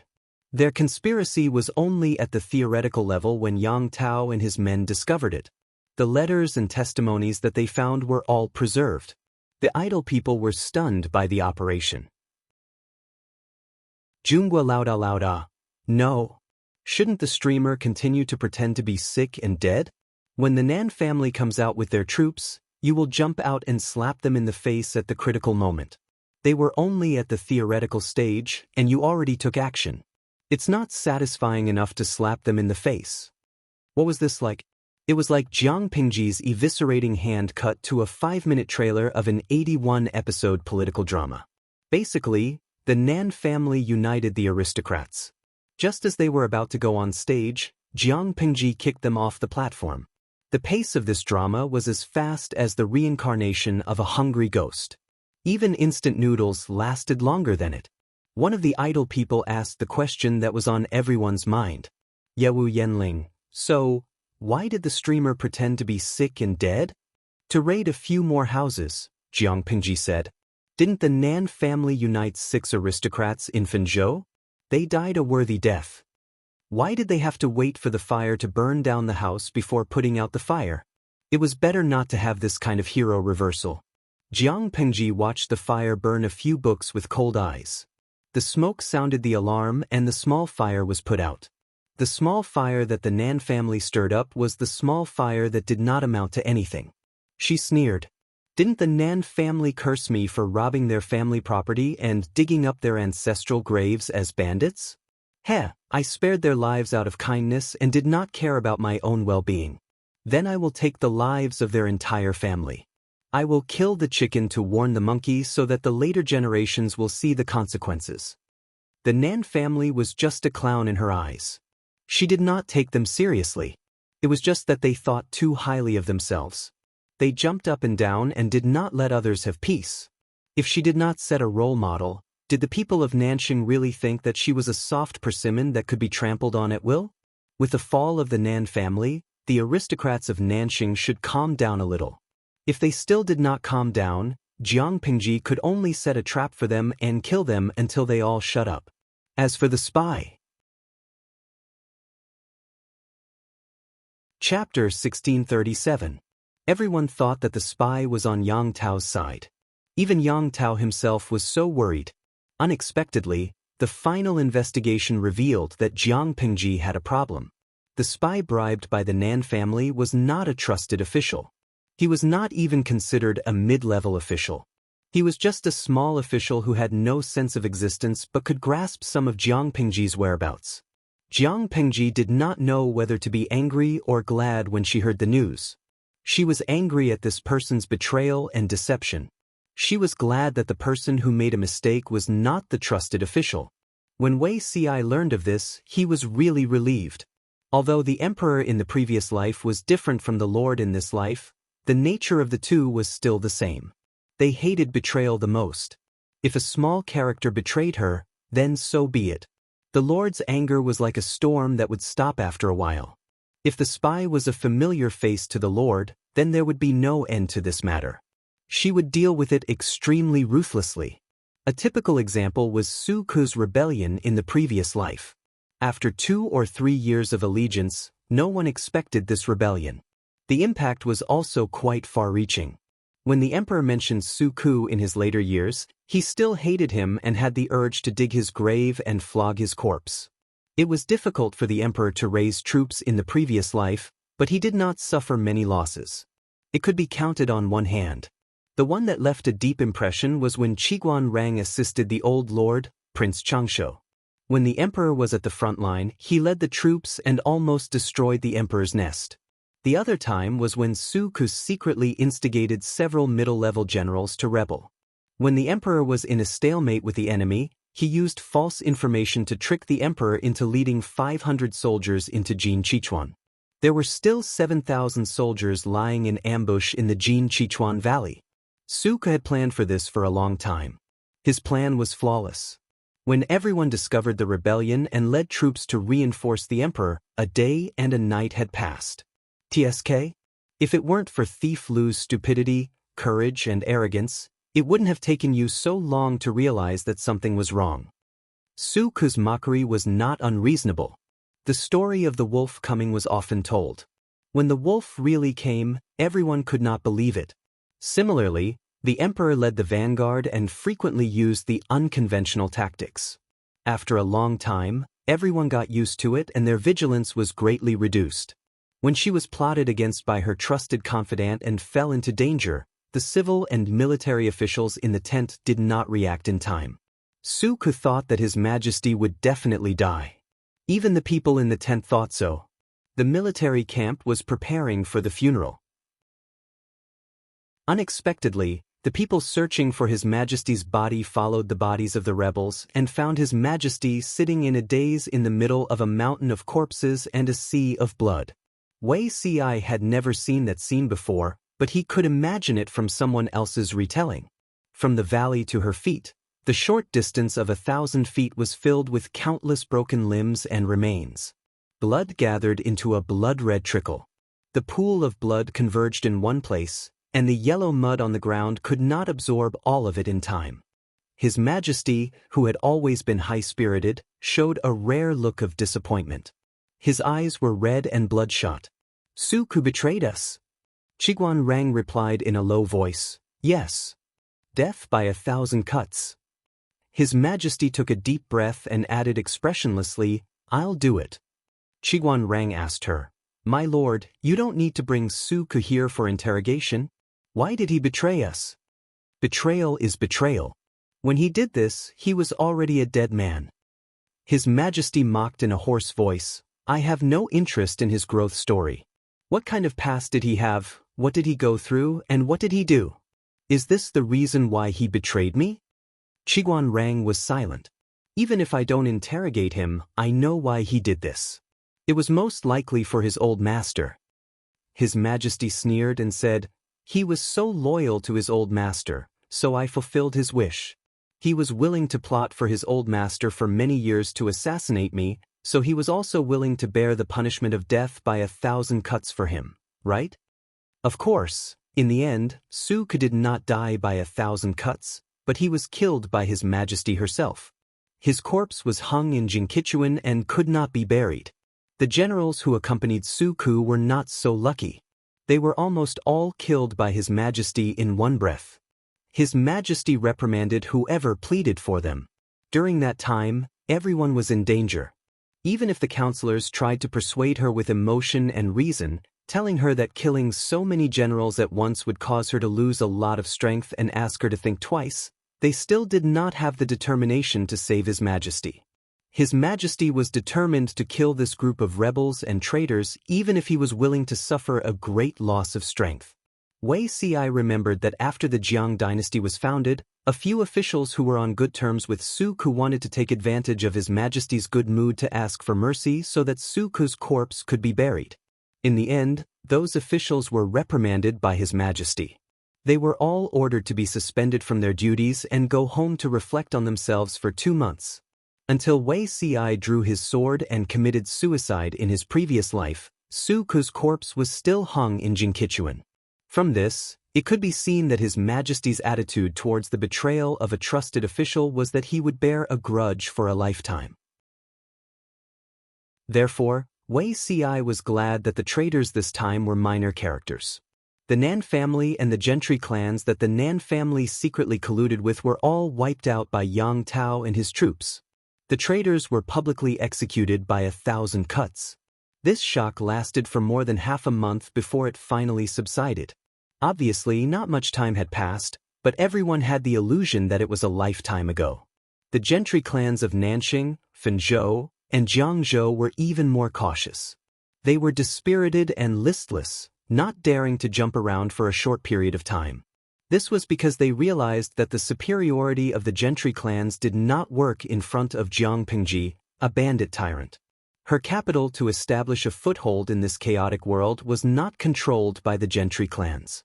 She did things unscrupulously, committing murder, arson, and looting with a clear conscience. She was a smelly, hard, and stubborn rock in the latrine. The gentry clans, as precious goose eggs, collided with her. The gains did not make up for the losses. They could not afford to provoke her.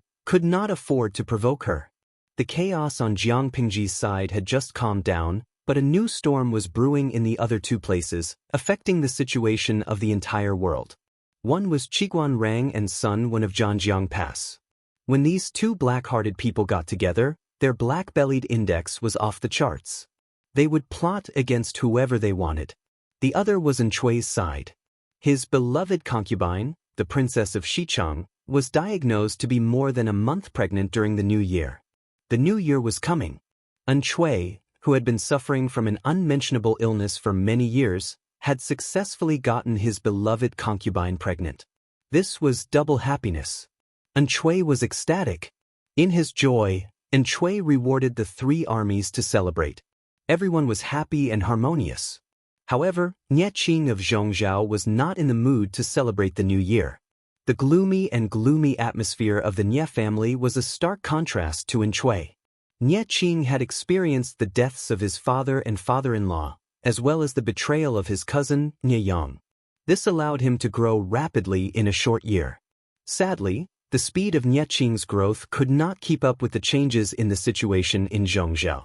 Speaking of which, it made people sigh. Thinking back to when Nie Yang was still around, Nie Qing was the target of everyone's fawning. Chapter 1638. Outside, there were enemies eyeing covetously. Inside, there were hidden dangers. Everything was in chaos. The increasing pressure and the ever-present schemes caused Nie Qing to lose weight day by day. Not long after, he was so skinny that he was only left with bones. When all these heavy burdens fell on the young man's shoulders, his fine black hair turned white in just a few short months. Not only that, Nie Qing would often fall into a trance, his haggard appearance making people feel bitter. Who would have thought that this thin and frail young man in front of them was a high-spirited and carefree noble son of a landowning household 2 years ago? Anyone who saw Nie Qing's transformation couldn't help but sigh. However, no one would give up their ambitions just because they sympathized with Enchanting. Even if Enchanting had the intention to unite all the forces within Zhongzhou and form an alliance to resist Jiang Pingji's forces, would those who flaunt their seniority listen to Enchanting? To them, the Nie family was like a starving camel that was still bigger than a horse. Enchanting was still a stumbling block in their way and had to be removed. Even if someone was willing to temporarily stop fighting for the sake of the big picture, Qiguan Rang and Sun Wen were not just for show. How could they allow Enchanting to reunite the scattered forces of Zhongzhou? As soon as Jiang Pingji led her troops to Zhangzhou, the two of them got together and formulated a series of plans against Zhongzhou. After picking and choosing, they finally decided to secretly support a puppet force. Although it was a puppet faction, it had a certain amount of connections and resources in Zhongzhou. It was a local faction that was born and bred in Zhongzhou. Back then, if it weren't for the fear of the Nie clan's despotic power and Nie Liang's methods, the leader of this force wouldn't have so easily submitted. TSK, you say that you're subservient, but you actually have the heart of a tiger. Qiguan Rang smiled as he read through all the information about this person. He said to Sun Wen curiously, "It's a pity that his heart is higher than the sky, but his life is thinner than paper. If he was so ambitious, why didn't Nie Liang deal with him before he died? If we leave such a disaster alive, even if we don't make use of him, he will become a huge problem for Enchanting in the end." Sun Wen didn't even bother to bat an eyelid. Although Nie Liang is talented, he is not a god. Zheng Hao was ambitious, but he was also smart. So many ambitious hidden dangers had been eliminated by Nie Liang, allowing Zheng Hao to slip through the net. Either Zheng Hao's schemes are deeper than we expected, and he even deceived Nie Liang's calculations. Either this person's ambition doesn't match his ability, and Nie Liang doesn't take him seriously. Sun Wen wasn't too worried about Zhongzhou. After his lord's torment, Zhongzhou had already been beaten half to a pulp and had become a fish on the chopping block. Qiguan Rang smiled and said, "Zidao is right. Which category do you think Zheng Hao belongs to, Wenjing?" Qiguan Rang did not answer. The two old foxes looked at each other and smiled. Those who had been tricked by them did not know what would happen to them in the future. Feng Yi could barely understand what they were saying, but Sun Lan, who was not good at scheming, was still confused. Junior has a question. He was a studious student. If he didn't understand something, he would ask. Now, there were elders to guide him, learn more, and ask for guidance. When he could take charge of things by himself in the future, who else could he count on? Sun Wen asked, "What is it?"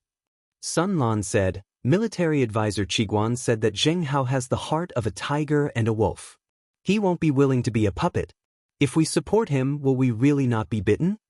It was too embarrassing to be reared and trained by a dog, and then be bitten by the dog in the end.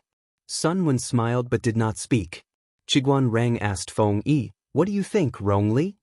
Feng Yi said, "Military advisor Sun also said that Nie Liang's calculations left Zheng Hao out. Junior thinks that Zheng Hao belongs to the latter.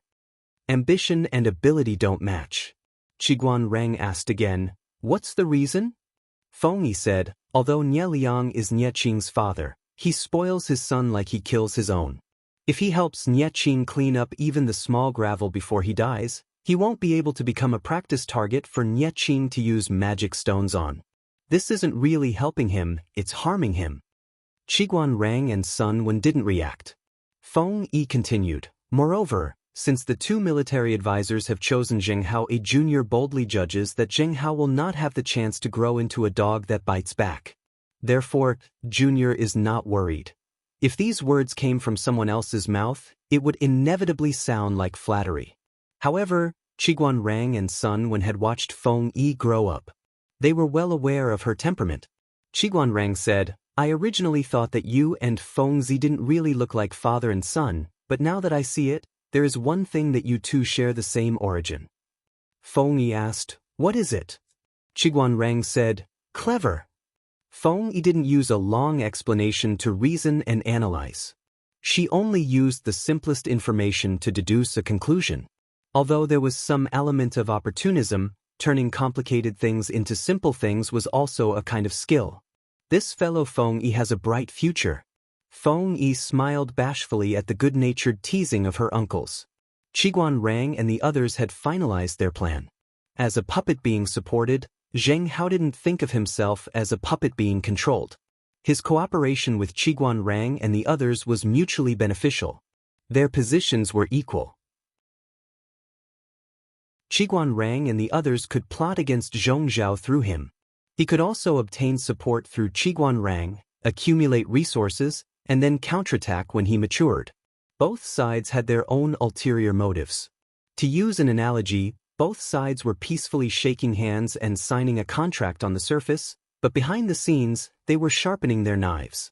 Qiguan Rang was waiting for the right time, while Zheng Hao was enduring hardships to gain courage.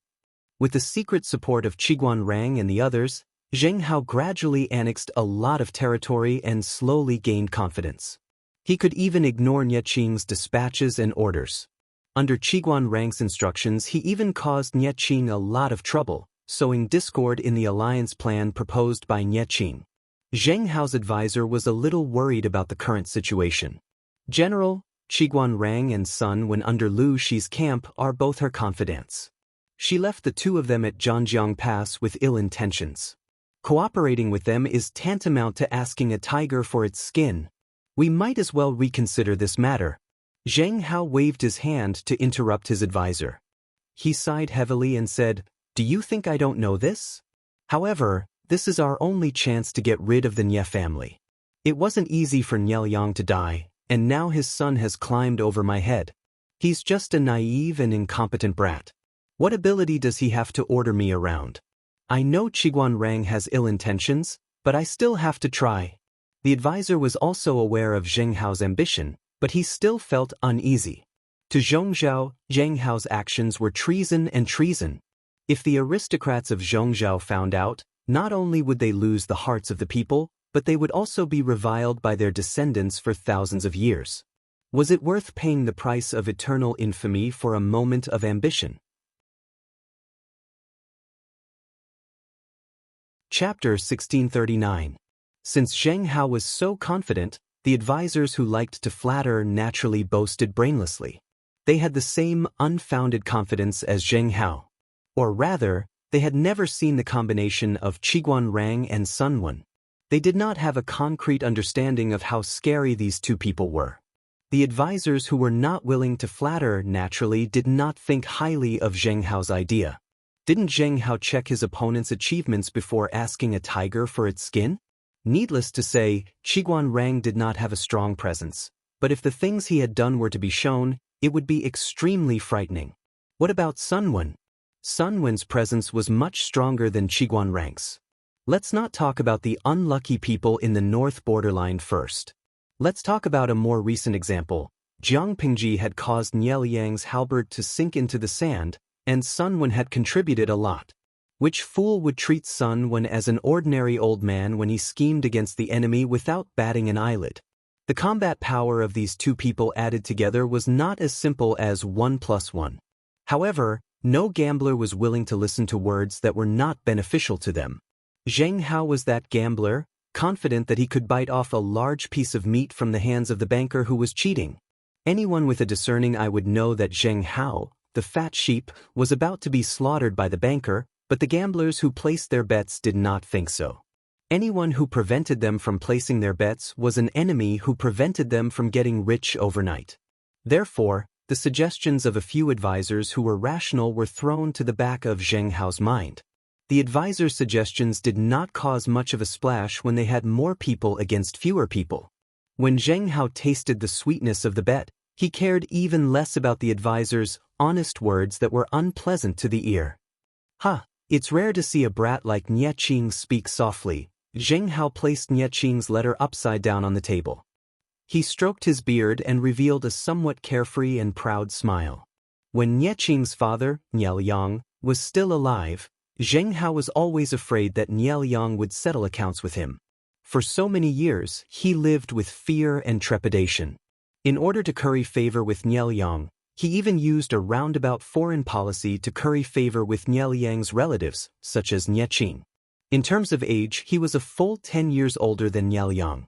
In terms of seniority, He was one generation higher than Nie Liang, the same generation as Nie Liang's father and Nie Qing's grandfather. A few years ago, at Nie Qing's wedding, he had sent a large gift to Nie Qing, but he had received 2 replies. One was a normal thank you letter. The writing was very official, and it was obvious that someone else had copied it on his behalf. There was no sincerity in it at all. The other was Nie Qing's personal reply, but the contents made Zheng Hao so angry that his face turned ashen.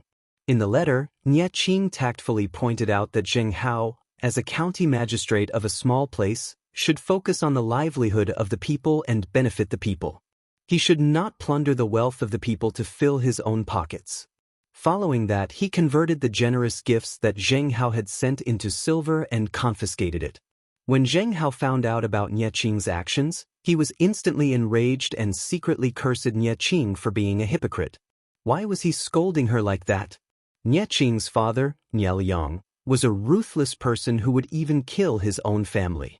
In order to develop his influence and fight for power in the Nie family, his hands were not clean at all. The things he did were much more ruthless and dark than Zheng Hao. As Nie Qing's father, since Nie Liang was such a righteous gentleman, righteous as the wind, shouldn't he be the first to slap his father in the face? In the end, Zheng Hao was ridiculed by the other party. Comparing Nie Liang and himself, and then looking at Nie Qing's hypocritical actions, Zheng Hao bore a grudge against Nie Qing. He had sent a generous gift, but had been scolded by the groom that the gift had not come from a proper source. Now that the tables had turned, Zheng Hao was elated. After his mockery, he picked up the flipped letter again and read each word carefully, as if savoring that wonderful taste. "General, will Nie Qing's side detect it?" Zheng Hao asked in response. "Detect what? So what if he does?" Without Nie Liang's protection, without Wei Yong's schemes, Nie Qing is just a puppy that has not been weaned. So what if he barks at people? Can he bite me to death when he's fierce? In other words, Zheng Hao did not think much of Nie Qing. The equipment that Nie Liang had left for Nie Qing before his death had been stripped clean by Jiang Pingji. What kind of storm could this fierce puppy do? The advisor said worriedly, "Nie Qing is not a threat, but if he reveals the fact that General is secretly conspiring with Lu Shi, there was also a chain of contempt between the gentry. Because Zhongzhou was once the strongest of the 5 countries, the gentry also had an inexplicable sense of superiority. Dongqing was in the middle and lower reaches of the chain of contempt. Their attitude towards Jiang Pingji was neutral and repulsive. In addition, Jiang Pingji had killed so many of Nie Liang's elites and generals. Most of those generals were inextricably linked to the gentry of Zhongzhou. New hatred and old hatred naturally made them even more disgusted. To put it lightly, Zheng Hao's actions were helping an outsider. To put it more seriously, Zheng Hao was a traitor who had committed treason and would be collectively targeted by the gentry of Zhongzhou. It was not that Zheng Hao had not considered it, but in the face of benefits, what was a crisis worth? Furthermore, don't worry. Nie Qing won't say anything because he has no evidence, Zheng Hao said confidently. This child that Nie Liang gave birth to really doesn't look like his son. Nie Qing does things by the book and is very dumb. Without solid evidence, he won't casually slander others. I have been very careful in my cooperation with the people from Dongqing and did not leave any traces. Even if Nie Qing wants to reprimand me, he can't. The advisor said, Nie Qing's temperament is indeed. It was not that Nie Qing was too naive, but his thinking was different from the feudal lords in troubled times. He was more of a gentleman. If Nie Qing had been born in the prosperous times, it would have been a matter of time before he became a famous scholar with the name of Righteousness and Righteousness. It could only be said that Nie Qing was born at the wrong time. He should not have been born in troubled times. The advisor suggested that Nie Qing strike first and gain the upper hand. He should take the lead and label the disrespectful Zheng Hao as a traitor. He could use the method of borrowing others' strength to make Zheng Hao a target and let others attack him. He could use this to curb Zheng Hao's momentum. Regardless of whether Zheng Hao had really committed treason or not, it would at least teach him a lesson and let him know how to restrain his arrogance. Nie Qing was indecisive. He had his own thoughts. It would be fine if Zheng Hao is not wrongly accused. If he is wrongly accused, it will inevitably affect the confidence of the alliance. Nie Qing sighed. Ever since the Battle of Zhanjiang Pass, everyone's expression has changed at the mention of Lu Shi, and they have lost the confidence to resist. It was not easy to restore some morale. If we slander the alliance now for colluding with the enemy, I don't know what others will think. It will be hard to avoid panic, and the people's hearts that have gathered will scatter like a plate of loose sand. The advisor's thoughts were more radical. The focus of his thoughts was on how to suppress and curb Zheng Hao's momentum and arrogance. He did not think much about the possibility of slander. Nie Qing's focus was on the irreversible consequences of accidentally slandering Zheng Hao. Chapter 1640. The advisor was well aware of this and could only use the deceased Nie Liang and Wei Dan to force Nie Qing. Indeed, everything has its pros and cons. However, regardless of Zheng Hao's innocence, his rise will do us more harm than good. My lord, please reconsider. Nie Qing sighed in his heart. He really did not want to waste his strength in internal strife and benefit Qiguanrang, who was eyeing him covetously. Thus, he repeatedly tolerated the feudal vassals who were pressuring him. Little did he know that his tolerance for the greater good, in the hearts of those ambitious people, would instead prove his incompetence and cowardice. Let me think about this matter for another night. I'll give you an answer tomorrow. Nie Qing sat in front of his father's token for an entire night and gave his official a reply the next day. What? Zheng Hao received the news one step ahead and was stunned. At the same time, he felt his face hurt. Half a month ago, he had confidently said that Nie Qing was incompetent and would not make things difficult for him without evidence. He did not expect to be slapped in the face half a month later. Not only was Nie Qing going to make a move, but he also planned to kill him so that there would be no evidence. To put it bluntly, he wanted to kill Zheng Hao, who had been jumping around recently, as a sacrifice to the heavens. Kill the chicken to warn the monkeys and establish his might. If Zheng Hao had not planted eyes and ears in the Nie family, he would not have received the news 2 days in advance. I really underestimated this little beast. He dares to bite me without any teeth. Zheng Hao cursed in his heart. He was very sure that Nie Qing did not have evidence against him, but he did not expect Nie Qing to change his character. Not only did he make a move without evidence, he actually planned to sneak up on him. Regardless of whether Zheng Hao was innocent or not, he would first behead him and randomly accuse him of a crime. One of the younger advisors could not sit still and said, "General, the only thing we can do now is to avoid the brunt of the attack." Zheng Hao scolded unhappily. "Is there something wrong with your brain? How do you have the face to give me advice with that brain of yours? Avoid the brunt of the attack? Nie Qing, this little beast, does not even intend to let me live. What's the use of avoiding the brunt of the attack now? The more we avoid it, the more it proves that we have a guilty conscience and become Nie Qing's burden. Nie Qing is heartless, so don't blame me for being unjust. Of course, it's an eye for an eye." Qiguanrang and Sun Wen chose Zheng Hao because they knew that his temper was more unyielding. When he was underestimated, Zheng Hao knew to tuck his tail between his legs. Once he gained the upper hand, Zheng Hao's tail would start flying. Not only would he face people head-on, but he would also be headstrong. Qiguanrang and his brother's original intention was to incite internal strife in Zhongzhou so that they could sit on the sidelines. The conflict between Zheng Hao and Nie Qing was the fuse of internal strife. The fuse had been lit, but whether or not the fire of this internal strife could burn so fiercely that it could destroy the entire foundation of Zhongzhou would depend on how Qiguanrang and his companion would add fuel to the fire and drag more people into it. Zhanjiang Pass. Qiguanrang could not help but smile when he received the news that Zheng Hao had made the first move. "Zai Dao, you've won this round." Qiguanrang's words had a double meaning. He was referring to both the game of Go in front of them and their predictions of Zheng Hao and Nie Qing. Qiguanrang's guess was closer to the truth. Although Zheng Hao's momentum was fierce, he could not fight Nie Qing head-on. He could only choose to strike first to gain the upper hand. Taking advantage of the fact that Nie Qing had not sent the news of the purge to his subordinates, he led his troops to deceive Nie Qing's territory, Gaofeng City. He tricked the city guard into opening the city gates.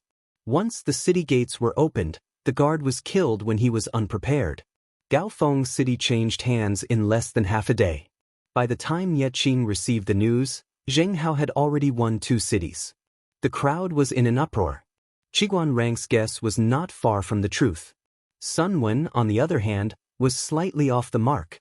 He had underestimated Zheng Hao's ambition and greed. "I'm getting old. An old man's brain is getting duller and duller. I can't compete with young people." He spoke modestly, but there was no displeasure on his face. He happily took out a few golden melon seeds and gave them to Qiguan Rang. These two were not only playing Go to compete, they were also playing for stakes. Small bets were pleasing, but large bets were harmful. Using the game of Go as a bet had tainted elegant actions with the smell of dung. Which dung? They regarded money as dung. Qiguan Rang laughed. Zidao is old but strong. It's still too early to say such things. Sun Wen smiled faintly and didn't comment. After the game, the two cleaned up and planned to discuss another game around the stove. It was snowing heavily outside, but it was warm and cozy inside the room. Zheng Hao is a qualified chess piece, but the entire game can't be supported by one chess piece. Similarly, if Zhong Zhao wants to become completely chaotic and waste its resources on internal strife, Zheng Hao alone won't be enough. Qiguan Rang held a glass cup of wolfberry tea and added a spoonful of thick honey to it. He lamented the corrupt life of the rich while enjoying himself. Nie Qing's personality isn't like his father's, but he's not the same. Isn't this a surprise? Zheng Hao can only be considered a whetstone in front of him. Wasn't that right? Nie Yang had counted everyone but left out Zheng Hao and the others.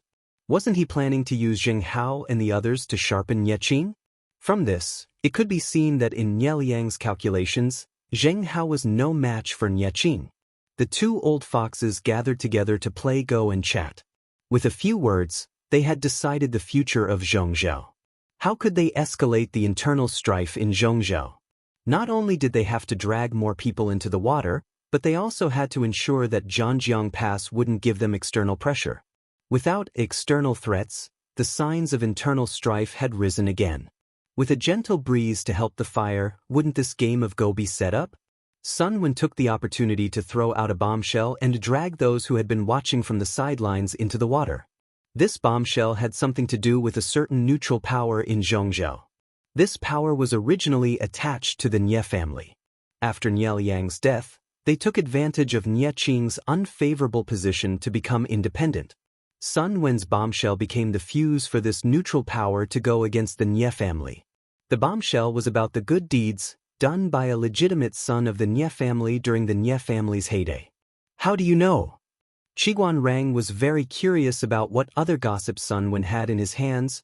No, a trump card. Every time he played it at the most critical moment, it would achieve unexpected results. Sun Wen said coldly, "As a father, I naturally pay more attention to what the murderer of my son has done." The descendant of the Nie family who killed Sun Wen's only son had dealings with many landowning women. Some had done so willingly, and some had done so unwillingly. His only son, Sun Lai, had won first place at the assembly. Although the descendant of the Nie family bore a grudge against him, it wasn't to the extent that the other party would break his legs out of humiliation and send him to the border on a groundless charge.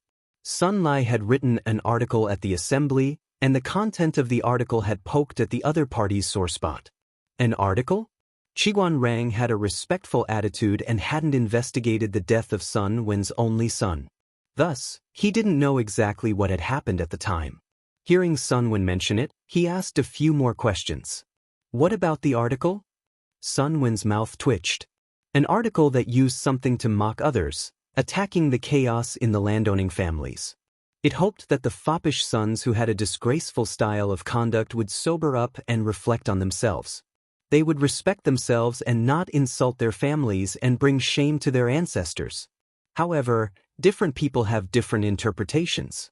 The author may not have intended it, but the reader has. The descendant of the Nie family mistakenly thought that Lai had seen him having an affair in the backyard and used it to threaten him. That's why he wanted to kill him.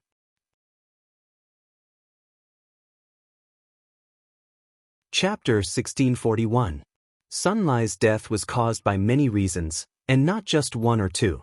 First of all, the direct descendant of the Nye family was arrogant and domineering, and he could not tolerate others suppressing his limelight. However, Sun Lai's article not only suppressed his limelight, but also stabbed straight at his sore spot, causing him to mistakenly think that Sun Lai was threatening him with an illicit affair. Finally, there was also Nye Yang fanning the flames from the side, pushing his only 50% killing intent to 10%. Sun Wen's heart was filled with hatred. Even in his dreams, he wanted to kill the murderers involved one by one. He dug 3 feet into the ground and investigated the events of that year again and again to ensure that no fish escaped the net. The person who killed his only son must die. Even his grandson, Sun Lan, did not know that after so many years, Sun Wen had not walked out of the pain. Every time he woke up from a nightmare in the middle of the night, he could not help but silently read the information he had sorted out, word by word, as if he wanted to use it to engrave everyone in it into his bones. In order to make his revenge perfect, he made countless assumptions and plans. So, this person is also a pawn of Zaidao? Qiguan Rang was speechless. Fortunately, the old man's Sun Wen was an ally. If he was an enemy, he would have a headache. Who knew when Sun Wen began to scheme and set up a trap? He could even bring out a small, invisible person who had no sense of existence to make use of. He was really afraid of him. To be honest, this drive was similar to how his lord squeezed people to death. Sun Wen knew what Qiguan Rang was afraid of and could not help but laugh. The old man in front of you is just a mortal. He is no different from ordinary people in life, death, love, hate, and separation. He is not a god, and he will not be able to calculate everything. If Sun Wen was so powerful, his only son Sun Lai would not have died so tragically. These words came from the bottom of his heart. From Sun Wen's point of view, he just had more time and thought more than others. He tried to make up for the loopholes as much as possible, which seemed more comprehensive. Qiguan Rang laughed. Zaidao is being modest. Sun Wen said, "These years in Dongqing, I don't know much about the situation in Zhongzhou. I don't have any useful pawns on hand." In other words, he could only make full use of the limited pawns to achieve unlimited value. Only then would it not be a waste. Furthermore, it is the father's fault to raise and not to teach. The teaching materials of the Golden Scale Academy had profound meaning. Just 6 words were enough to express the responsibilities of a parent. That bastard raised a shameless slut who had an affair with another man before marriage. He even indirectly caused the death of my son. Of course I can blame this on him. Sun Wen's logic of venting his anger on others resonated deeply with Qiguan Rang. The two men's worldviews were particularly in tune. Qiguan Rang had taken Sun Wen, who was a generation older than him, as a confidant. Sun Wen was delighted. When the old man turned his head and saw his grandson's aggrieved face, he suddenly remembered the important matter at hand. His ultimate goal was not to become Qiguan Rang's friend, but to become his in-laws. "It's okay, Lan Lan. Grandpa is quite satisfied with Qiguan Rang's look at you. He's so smart, there's no way he wouldn't understand hints." Sun Wen sounded a little guilty. Sun Lan asked, "What if military counselor Qiguan pretends to be confused?" Sun Wen, if that was the case, there was really nothing he could do. One family's daughter is sought after by many families. If you want to marry a good girl, how can you not suffer some setbacks? Sun Wen comforted his grandson and encouraged him at the same time. Doesn't the academy always teach that sincerity can open metal and stone? How can it be so easy to get the daughter of someone else? Sun Lan's eyes were filled with resentment. A good girl was hard to find, but hard to find also had different levels of difficulty. Obviously, Qiguan Rang's difficulty was hellish. Young people who were not smart enough should not hit a wall, or they might even lose their lives. Sun Wen sighed. No father-in-law in the world is easy to please. If Lan Lan was a girl, Grandpa wouldn't have handed her over so easily. Qiguan Rang didn't know about this? How could that be? Sun Wen got along with him exceptionally well. Apart from the fact that their worldviews matched, the other reason was that Sun Wen wanted to be on good terms with him. In terms of worldviews, Yang Si, Feng Zhen, and the others were also on the same level. Why didn't Sun Wen get along with them? Wasn't it because these people didn't have daughters of the right age at home, and Sun Wen's grandson had his eyes on his daughter? He was indeed pretending to be confused. His daughter wasn't even of marriageable age, and he had other plans for his daughter's future. Whether Sun Lan was a qualified husband still needed to be observed carefully. If Sun Lan wasn't suitable, Qiguan Rang wouldn't relent even at the risk of offending Sun Wen. They were all important officials under the Lord, and no one was inferior to the other. If the two of them really became enemies, Qiguan Rang might not be at a disadvantage. Of course, if Sun Lan was qualified, the two families would become in-laws. That would be a strong alliance, and there would be no harm in it. The two old foxes' calculations were making a lot of noise. The target of their calculations didn't feel comfortable at all. When Sun Wen bore a grudge against someone, he naturally wanted to kill him. The person that Sun Wen was staring at with his death stare was surnamed Zhou. His daughter had married into the aristocratic family, and after she reached marriageable age. Both the Yin family and the Zhou family were originally attached to the Nie family and relied on others. They were third-rate families with small clansmen. The ancestors of both families were of low birth, and they only had today's prosperity after several generations. They knew that development wasn't easy, and they cherished their feathers. What Sun Wen wanted to do was to tell the leaders of the two families that the aristocratic family's wife had affairs with the Nie family's direct descendants several times after marriage, and that the father of her son was unknown. At the same time, he would fan the flames and completely anger the two families' ambitions and hatred. Naturally, he would pull the Nie family's hatred. Originally, it was just the internal strife between Zheng Hao and Ye Qing. Halfway through, Zhou and En got involved, and the situation became even more chaotic. Zhou and En understood the Nie family very well. If they really rebelled and joined the war, Ye Qing would probably be badly battered. Which man in the world would tolerate the humiliation of being cuckolded? A rival in love used his family background to cheat on his wife, and even gave him a son of unknown bloodline. Who could tolerate that? Reality proved that he could really tolerate it. If the Nie family hadn't suffered a great loss, if Zheng Hao hadn't been there, this man could really tolerate being cuckolded and having a son of unknown bloodline in front of power and family interests. Many aristocratic families put interests first. Even if they knew that their wife had been cheated on, and that their son might not be their own, they could still pretend to be ignorant for the sake of interests. The problem was, did the current Nie family still have the power to intimidate others? Without such power, how could Lady En, who had been cuckolded, endure the humiliation of being cuckolded? When Sun Wen's information was sent to Mr. Cuckolded, he immediately went to settle the score with his wife. Chapter 1642. His actions were very abrupt and rude, waking up his sleeping son. His son was so frightened that he started crying. Mr. Green Hat was extremely impatient, and his eyebrows were full of displeasure. The lady was shocked. "What's wrong, Lang Jun? Why can't we talk things out? Why scare the child? All of you get out. I have something to say to Madam." Mr. Green Hat suppressed his anger and waved the servants away. After all the servants had left, he asked his wife directly whose son she had given birth to. The lady was a little guilty and confused. She said vaguely, "Why are you suddenly asking this?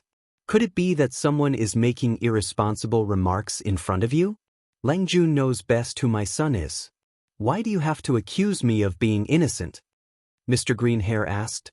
"Before you got pregnant, did you have an ambiguous relationship with that animal from Madame Nie? Did you use the gathering as an excuse to have sex?" The noblewoman's expression changed drastically, and her exquisite makeup was almost ruined by the shock. "Lang Jun, where did you hear such slanderous words about me? It's fine if you don't believe me, but how can you doubt your beloved legitimate son just because of an outsider's words?" Mr. Greenhair sneered. "It doesn't matter if you don't admit it. You know best whether you did it or not. Maybe you don't even know whose son the child is? I didn't ask you who you had sex with before marriage, but you're still so restless after marrying into Madame An. How can you face me?" The more she spoke, the more ashamed she became. Whenever she thought of her legitimate wife being cheated on, the humiliation followed her like a shadow. Before the 4 self-accomplishment classics for women was popular in Zhongzhou, relationships between men and women were not conservative. The higher one's status and power, the more so. It was normal for widows with power to keep gigolos. It was normal for unmarried daughters to have 1 or 2 male confidants. The circle of the gentry was more open. However, after marriage, she would have to consider her husband's and her family's reputation and focus on taking care of her husband and children. This was the tacit understanding of the circle many years ago. Of course, after the 4 self-accomplishment classics for women came out, the men of Zhongzhou suddenly became more demanding of women. The unspoken rules that had been considered normal became intolerable. It was like this before marriage, let alone after marriage. Because of this, the husband and wife quarreled. They weren't hysterical, but other than not fighting, they basically didn't leave any face for each other. Since you have so many complaints against me, why did you pretend to be deaf and mute before? Mr. Cuckold pressed her further, and the lady was irritated. Instead of being angry, she laughed sarcastically. You know very well why you are making a scene in my house. If the Nye family is still as dignified as before, even if I have a child with that person from the Nye family, and it's still unclear after marriage, would you dare to fart? You can't even fart.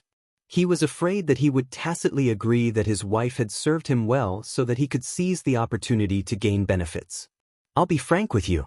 Even the pimps in the brothel have more guts than you. Ask yourself honestly, do you really not know the relationship between me and that person? Not even a whisper? What a joke. You probably know something, but you don't dare to delve into it in order to avoid it, right? Why are you pretending to be a man to settle the score with me? If you have the ability, why don't you bring people to kill that person? Let's go now. What kind of hero was he if he didn't have any ability and only knew how to yell at inner house girls? Do you think I'm willing? If I tell you, would you dare to stand up for me because of your power? Coward. Mr. Cuckold's face turned ashen. Why wouldn't I dare? The lady said bitterly, Of course you dare now. Is the Nye family still the Nye family of the past? If it was in the past, would you dare to speak up? Your whole family, old and young, are just the dogs of the Nye family. Today's Nye family is just an old worm with all its teeth pulled out, yet it still occupies the mountain and claims to be the king. You have long been unconvinced and have long planned to rebel and stand on your own. But because of your face, you are unwilling to bear the reputation of betraying the old master and being ruthless. Now that you're questioning me, you just want to use me as a raft to launch an attack on the Nye family. Say one more word? Mr. Cuckold's most secretive ambition was mercilessly exposed by his wife, and he became angry out of shame. Even if you say 10 or 20 more words, I dare.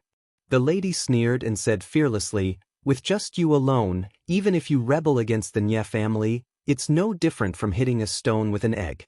If you use this matter to get my father's help and use his guilt, your chances of success will be greater.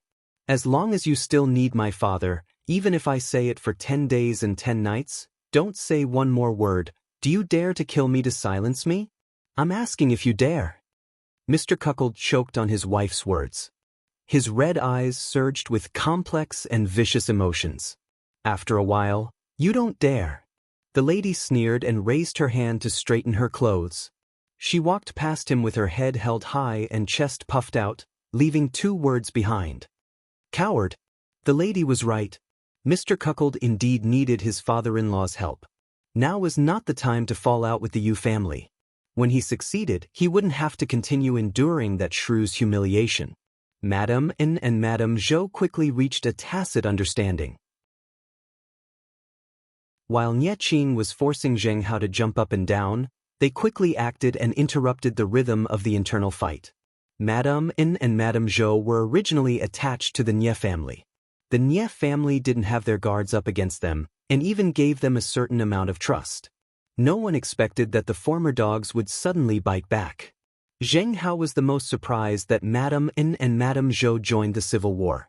Even though he had acted first and tricked Nye Qing into taking 2 cities, Nye Qing had reacted and taken an effective counterattack. Zheng Hao's foundation was still weak. Even with Qiguan Rang and the others secretly supporting him, he couldn't compete with Nie Qing. He was almost beaten to a pulp. Madame N and Madame Zhou joined the internal fight. Nie Qing's backyard was on fire. Zheng Hao's pressure on the front lines decreased. Not only did he catch his breath, but he also forced Nie Qing, who was at his peak, into a difficult situation. Qiguan Rang and the others surrounded the fire to watch the show. They were in a particularly good mood. They planned to add bricks and tiles to the fire that had been ignited with great difficulty. Nie Qing and the others keenly sensed that something was wrong. They didn't want to be dragged into the swamp of the internal fight. However, Zheng Hao's greed and Madame N and Madame Zhou's ambitions wouldn't give up so easily. The more Nie Qing considered the bigger picture, the more fearless they became. In the end, they really fought. Nie Qing understood that according to this rhythm, they would either die from the internal fight between the three families or Jiang Pingji would take advantage of them. After thinking about it, Nie Qing chose the latter. Jiang Pingji was an external threat. Zheng Hao, Madame Zhou, and Madame N were internal threats. Nie Qing didn't think he had done anything wrong to them. However, they betrayed the Nie family at their most difficult time and made a counterattack. If he didn't kill these ungrateful people, was he supposed to keep them alive for the new year? Nie Qing didn't want to see his father in the underworld one day and be reprimanded by him for not being able to control his henchmen. Nie Qing was serious. The internal fight became even more intense. Apart from a truce on New Year's Day, there was no end to the fighting. At first, only a few families participated in the war. Later, other forces were involved. The situation was chaotic. Looking at Zhongzhou, Nanxing, and Dongqing, only Jiang Pingji and Enchui were celebrating.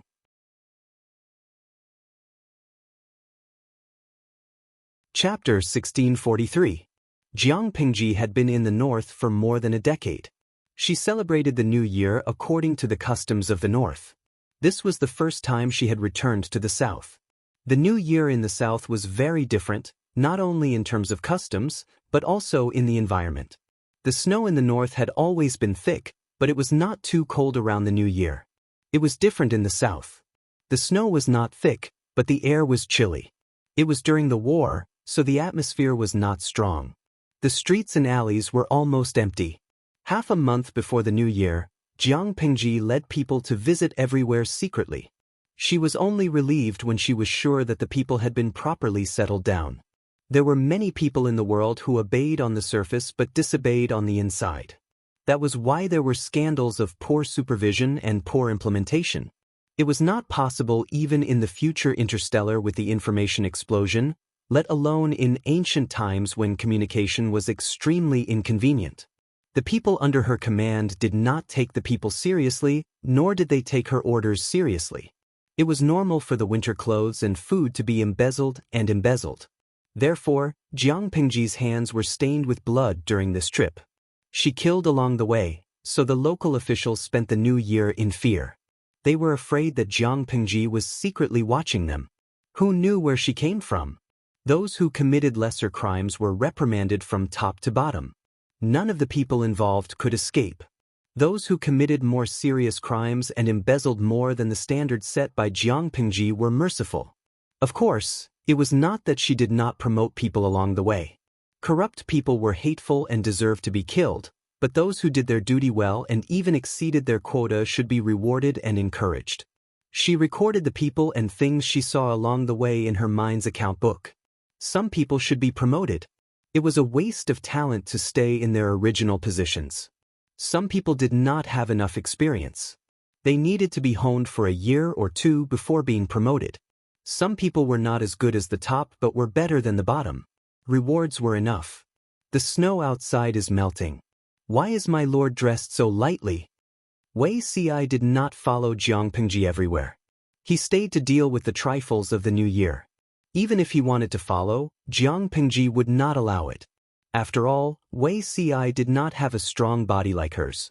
If he ran around for a month in the cold season, he would definitely fall ill. I'm not afraid of the cold.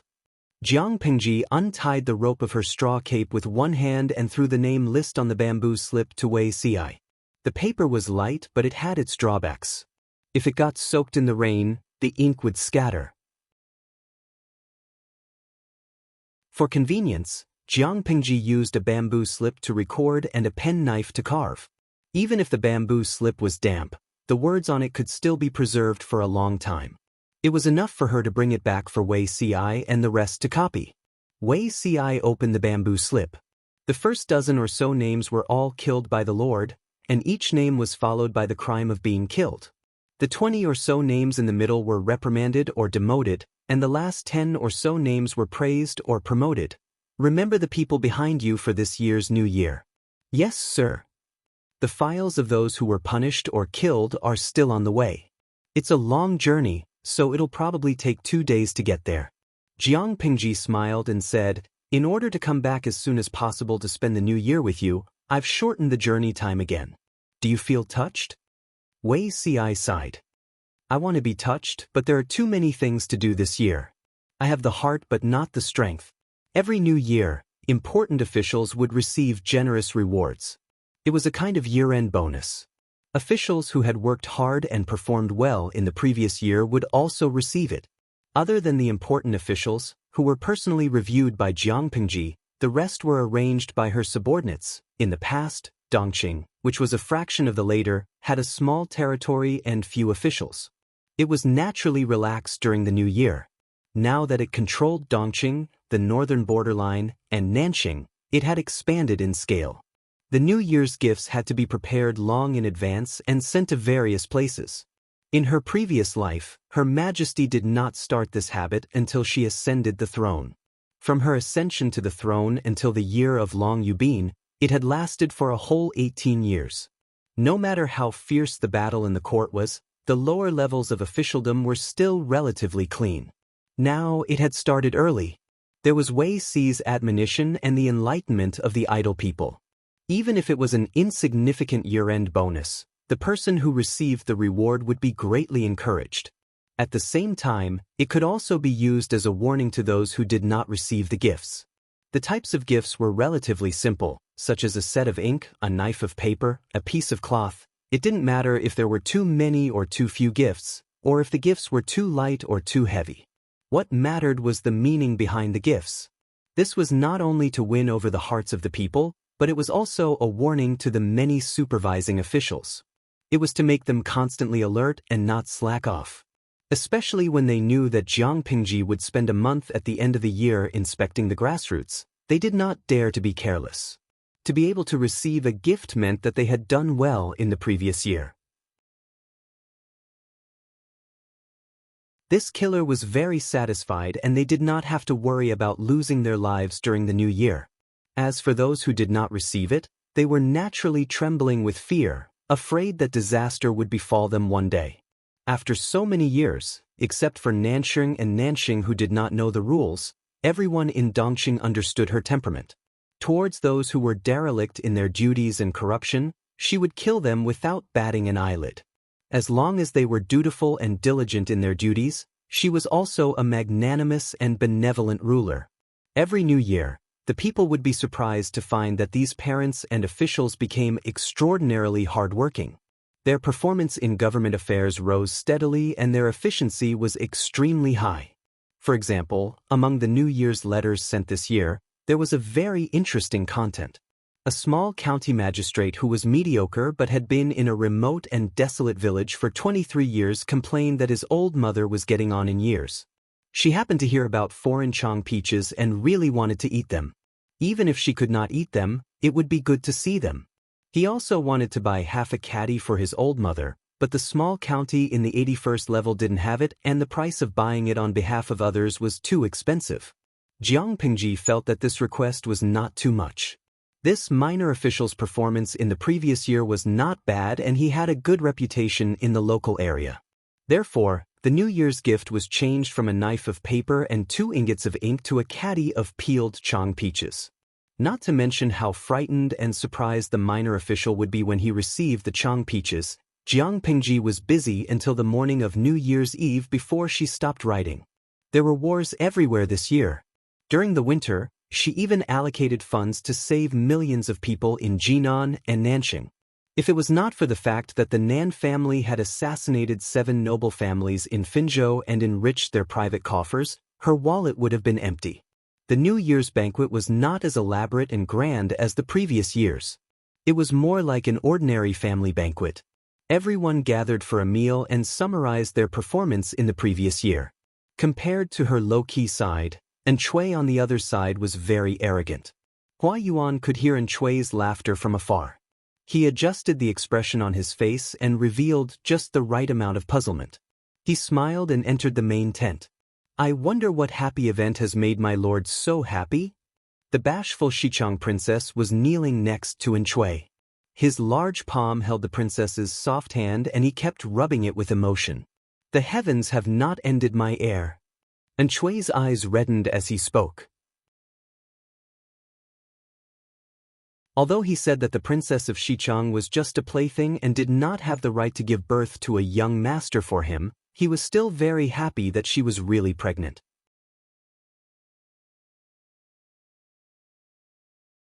Chapter 1644. Congratulations, my lord. Congratulations, my lord. Hua Yuan bowed with his hands folded. His sincere expression darkened the Xichang imperial concubine's eyes. She grew even more wary.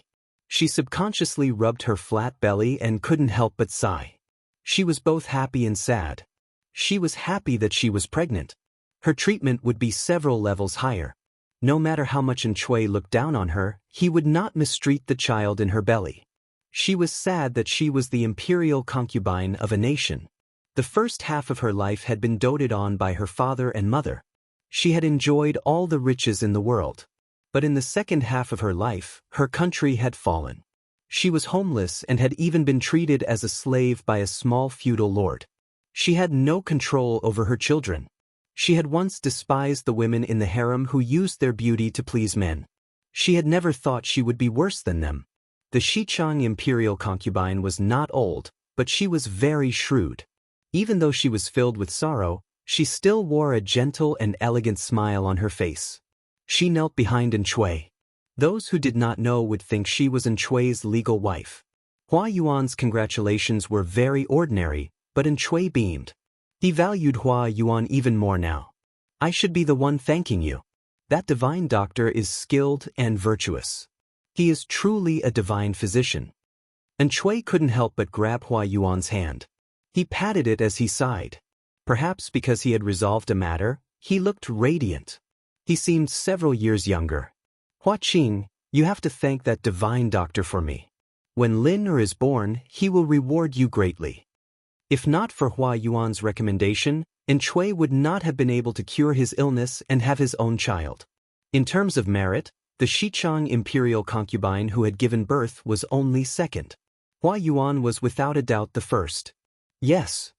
Only the heavens knew what kind of willpower Hua Yuan had to deal with Enchui without batting an eyelid. He wanted to tell the unlucky Enchui that he could not give him the merit. After all, it was the Xichang prince who had worked hard. After Hua Yuan left, Enchui reminded the Xichang imperial concubine again. The child is still young. You have to take care of yourself. When Lin Er is born, you will not be treated unfairly. The imperial concubine felt very disgusted, but she had to show a shy and happy smile. I understand. I will definitely give birth to a healthy child for you. Enchui was very satisfied. He planned to spread this news so that everyone would feel happy as well. The news of Xichang's princess concubine's pregnancy quickly spread. The officials all congratulated her, and she was so happy that she could only see her teeth but not her eyes. This new year was the most comfortable new year since the disaster of the southern barbarians. Apart from a select few, the other officials did not know that Enchui had an unmentionable illness. Those in the know included the old officials who had fought alongside Enchui in the early years, such as the target brothers he had sworn to when he was a member of the Red Lotus group in Dongqing. Speaking of these two sworn brothers, he sighed. Enchui had been able to call them brothers when he was down and out. Later on, when he returned to Nanqing and started his own business, the aristocratic ways in his bones had completely separated him from his two sworn brothers. The two sworn brothers had martial prowess and were not afraid of death. In the early years, when Enchui had no men and no land, they were indeed the trump cards that Enchui could bring out. The present was different from the past. Was Enchui still the stray dog of the past? He was now the vassal of Nanxing, Enchui. The two sworn brothers were born in the wilderness and were illiterate. They spoke rudely and acted rashly. Enchui, on the other hand, was a famous aristocrat who had enjoyed all the glory, splendor, and wealth. The three of them did not grow up in the same environment at all. They did not share the same view of the world. However, Enchui did not want others to say that he was an ingrate who shared hardships but did not share hardships. Even though the two sworn brothers had fallen behind for many years, he did not abandon them. Instead, he gave them a place to retire and allowed them to live a life where they did not have to worry about food and water. Enchui felt that he had done his best, but the two sworn brothers did not feel good about it. They thought that they were very important, but as Enchui climbed to a high position, or as he recovered the glory that he once had, they seemed out of place. They had been marginalized by Enchui all these years. One of them had even been demoted again and again because he did not do a good job in supervising the rations. Now, he was just a bald general. Calling him a general was just a nice way to put it. In reality, he was not even as good as an ordinary centurion. Enchui was overjoyed. They only had the right to be in the background because of their past hardships. When the crowd of congratulatory people had left, the two sworn brothers finally had a chance to say a few words to Enchui. One of them was more straightforward. With a hesitant expression, he said, "Big brother, isn't your body? Why does sister-in-law have?" Before he could finish, Enchui's face turned completely black. The other sworn brother interrupted him with an awkward smile. "Congratulations, big brother. When sister-in-law is pregnant, I will congratulate big brother again. I suddenly remembered that I still have things to do in the camp. I will take my leave first." With that, he dragged his sworn brother away without a word. If he did not leave, did he want to be killed by Enchui in a rage? Did he not see that Enchui's face was so black that it was almost green? Men could not stand the humiliation of being cuckolded, much less being questioned by a sworn brother. "My good brother, why are you dragging me away? If I don't drag you away, do you want to drag me to death? How did I drag you down?" Big brother obviously cured his body, and that's why sister-in-law is pregnant. Yet you're questioning whether his hidden illness has been cured. Aren't you suspecting that the baby in sister-in-law's womb belongs to another man? He was almost at his wit's end. After so many years, did he still not know how to be more cautious? As they followed Enchui, they became more aware of what it meant to be powerless. It wasn't that they were not brave enough when it came to killing their enemies. It was just that brute strength did not allow one to climb higher in this world. To make an analogy, when Enchui had just started his business, of course, he prioritized profits. He rushed for sales and income. It was fine for his subordinates to be a group of undergraduates. But when his business expanded and he wanted to expand his business, it was inevitable that he would choose to transform and pay more attention to product quality and the capabilities of the company's personnel. The two sworn brothers were undergraduates. If they wanted to keep up with the pace and not be eliminated, they had to work hard to enrich themselves. They had to work hard to make their abilities catch up with the elites from prestigious universities. Otherwise, what awaited them was elimination. Speaking of which, Dian Yen, who worked under Jiang Pingji, was a typical example. He was a hardworking person who kept learning and kept up with the pace. Dian Yen was lucky. Jiang Pingji, the Lord, gave him directions at the right time. Yang Si, the think tank, was stationed with him in Hu County for 2 to 3 years and gave him special lessons from time to time. Dian Yen learned with difficulty at first, but he also climbed up after much hardship. On the other hand, the two of them were not so lucky. Enchui did not have the patience. He did not think that their hard work would be very effective. His other colleagues also looked down on their background and abilities. They were unwilling to pay attention to these two uncouth people, let alone give them pointers. They could still stay in the Enchui group as a customer service and janitor. They could earn a living because of Enchui's kindness.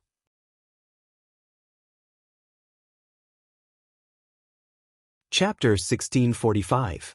Actually, for the two of them, being a customer service, security guard, or janitor was nothing. No matter what, it was better than squatting in a village and showing off their strength to survive.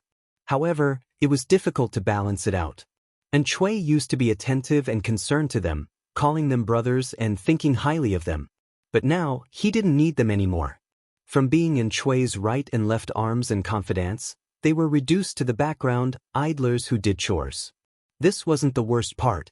The worst part was that the people who used to suck up to them were now stepping on them. Their days were getting more and more depressing. With such a huge difference, it would be strange if they felt good.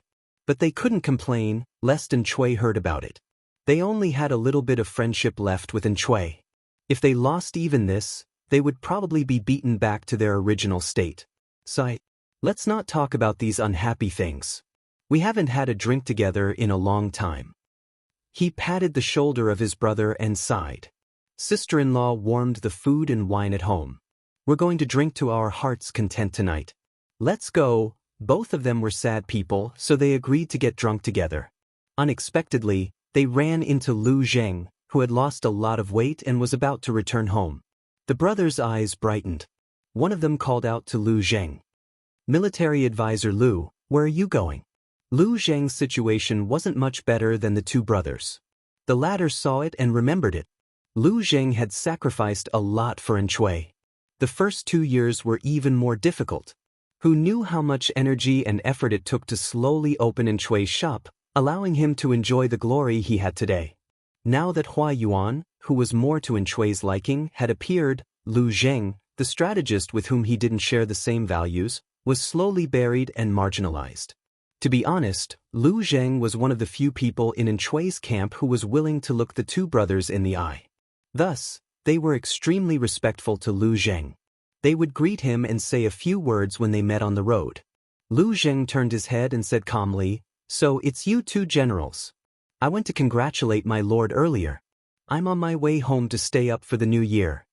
Even though there weren't many people in Lu Zheng's house, staying up for the new year was an old tradition. The two brothers looked at each other, cupped their fists and invited, "We are also alone outside, and it's boring to stay up all year round. Why don't you join us, military advisor?" Lu Zheng nodded in agreement. Festivals like the Chinese New Year should have some popularity, and the more people, the merrier. The two brothers happily led the way. After a few turns, they arrived home. The house was brightly lit, and a beautiful woman had been waiting outside for a long time. "Madam, go and prepare some good wine and dishes. We must drink to our heart's content with the military counselor and the others tonight." The woman nodded and led the two maids to bring out the wine and delicacies that had been kept warm. After eating 2 mouthfuls of food, her sworn brother said, "Sister-in-law's cooking is amazing. I haven't had such delicious food in a long time." The two brothers boasted about their business. Lu Zheng sat at the side and listened quietly. He did not speak for a long time. He had met that madam once. It was said that she was originally the wife of a small aristocratic family. Because of the chaos of the war, she was separated from her family when they migrated. She fell into the hands of the southern barbarians and was tied to the back of a horse as a spoil of war.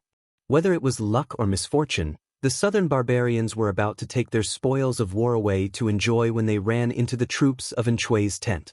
At that time, Chui's career had just started. The two sworn brothers were the most useful generals under his tent.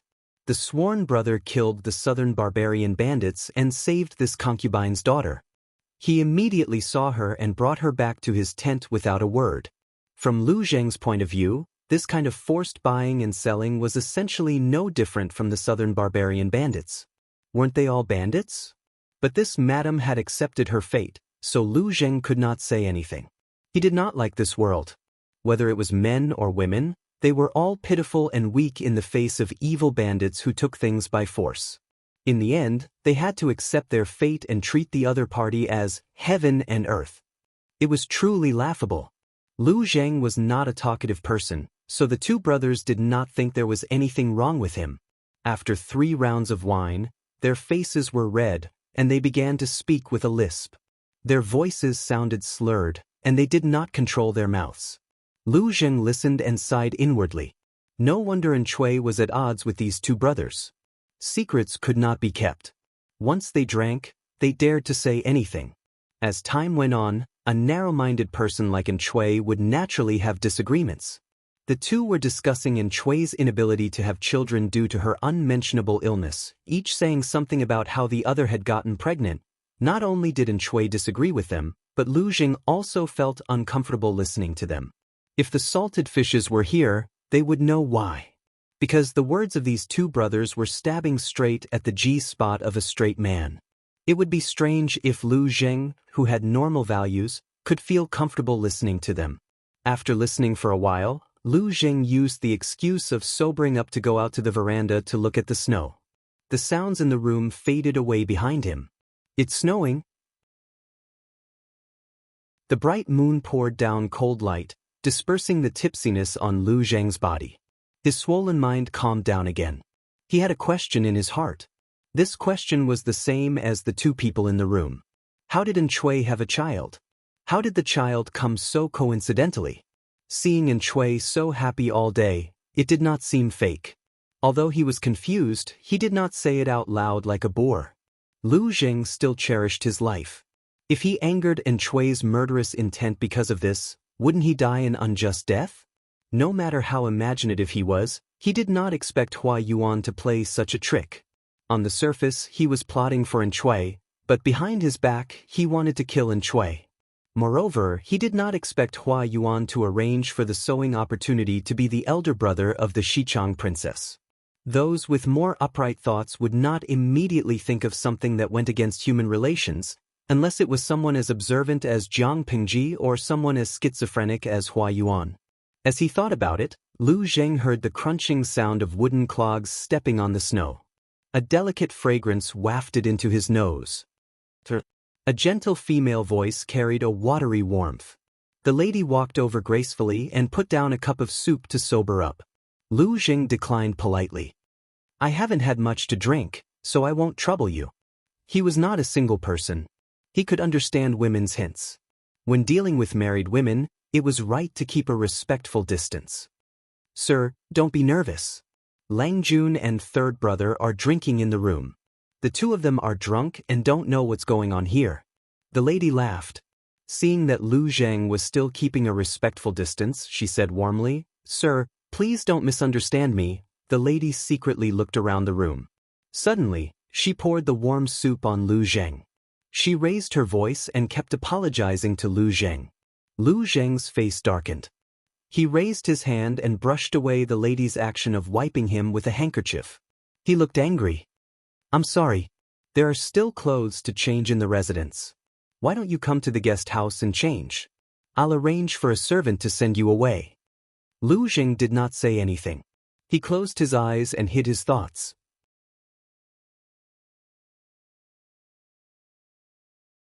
Chapter 1646. What does Madam want to do? Just say it. Why beat around the bush and arouse suspicion? Several guesses floated through Lu Zheng's mind during the short distance from the main yard to the guest yard. Finally, he was sure that she wanted something from him. Lu Zheng didn't think that a woman he had only met once or twice would fall in love with him, especially since this madam had experienced too much.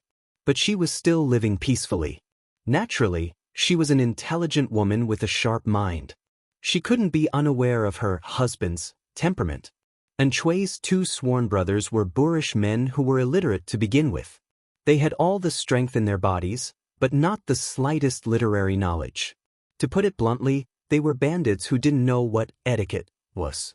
The worst side of men was vividly displayed in them. Whenever they saw a good-looking married woman, they would forcefully take her, never thinking that their behavior was wrong. Their logic was also quite interesting. Because the married woman was the spoils of war of the southern barbarians, they had saved this spoils of war from the southern barbarians. Therefore, they had the right to decide the spoils of war. Whether they forcefully took her or bestowed it to someone else, it was a matter of course. Lu Zheng thought that this logic was wrong, but it was precisely the law of chaotic times. The strong had the right to freely distribute resources. Ants didn't have the right to be free. However, although they were ants, they also had the right to struggle. As soon as Lu Jing finished speaking, the two entered the guest yard. The madam turned around and bowed to him. "Madam, are you forcing me?" Was she trying to force a duck onto a perch, or was this moral coercion? "I do have a request." "I have no intention of forcing you." Lu Jing frowned slightly. He wasn't afraid of trouble, but he wouldn't accept anyone's trouble.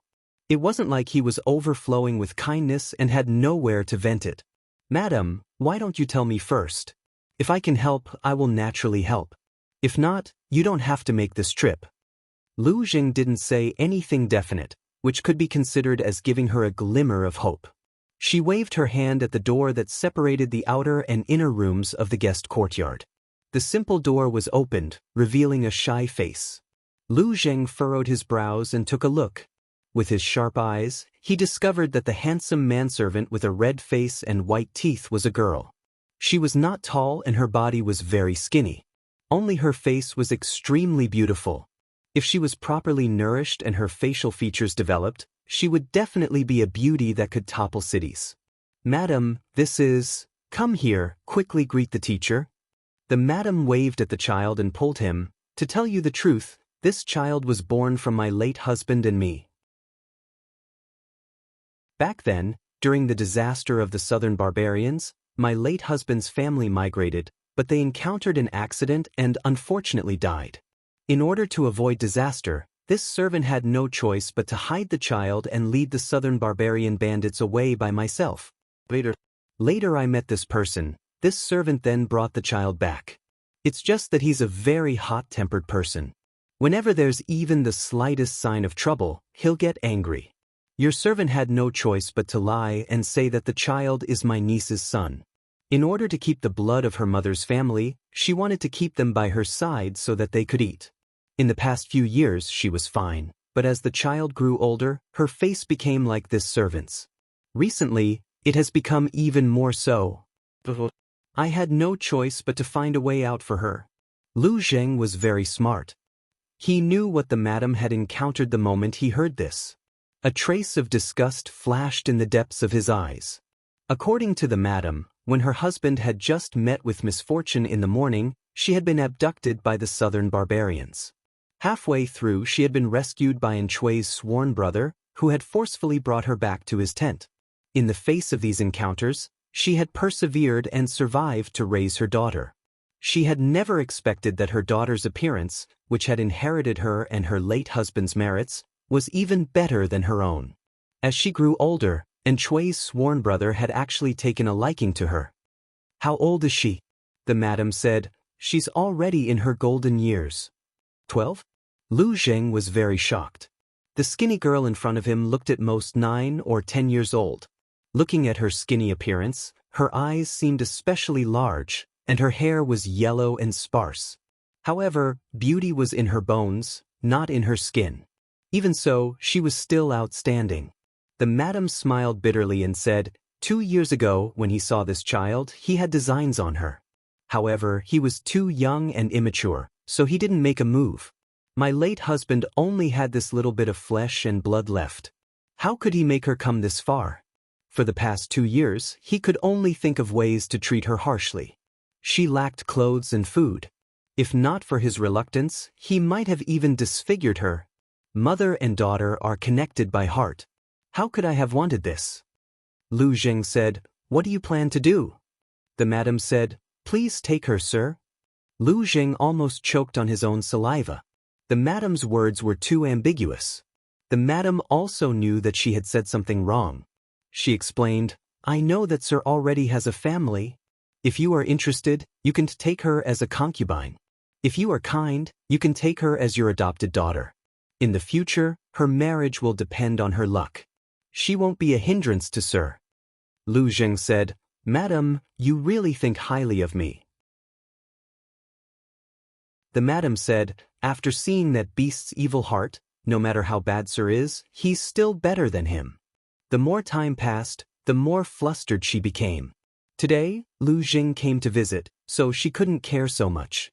If she missed Lu Jing, her daughter's future would really be ruined. Lu Jing thought about it again and finally agreed to help. He took the opportunity when Enchui's sworn brother was drunk to say that he had his eyes on one of the servants in his residence and wanted to take one. In this era, giving each other concubines was a good thing to say, let alone taking a servant. The other party was very drunk and agreed in a daze.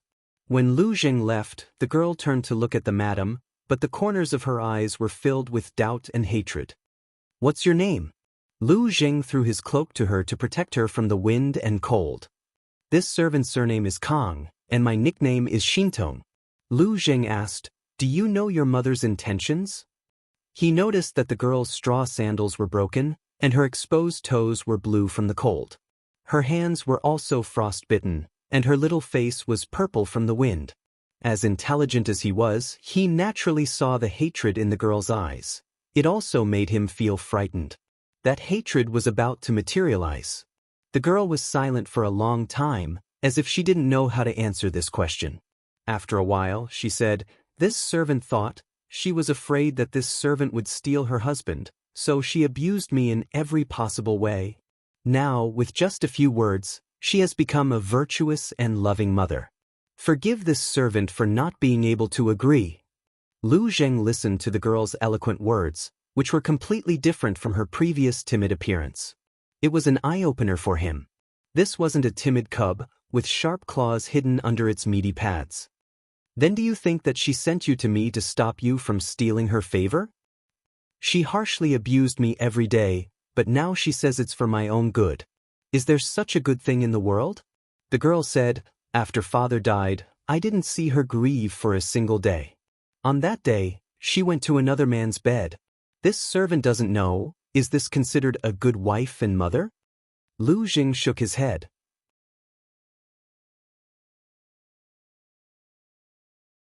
Chapter 1647. It's reasonable for you to think that way. Lu Jing didn't blame Kong Shintong. She was just a child who enjoyed her parents' love at a young age, but lost her loved ones overnight and couldn't understand her mother's pain. A child's thinking was different from an adult's. Adults could drag out an ignoble existence for a living, but a child's world was either black or white. The concept of gray had never existed. Lu Zheng was also a father, so he was naturally more tolerant and patient with children. The girl clenched her fists and gritted her teeth. "Sir, do you mean that you believe her flowery words?" She felt that her mother was ridiculous. When her father was still alive, he let her live a life of luxury. Outsiders often envied the couple. But what happened in the end? Less than a day after her father's death, she climbed onto another man's bed and nestled in his arms. She was like a parasite that could only cling to men and couldn't survive without a man. She didn't care about her ex-husband's daughter at all. In order to please her current husband, she even abused the girl in every possible way. She didn't have enough to eat or wear, and she was forced to wash buckets by the stream in the dead of winter. Rome wasn't built in a day.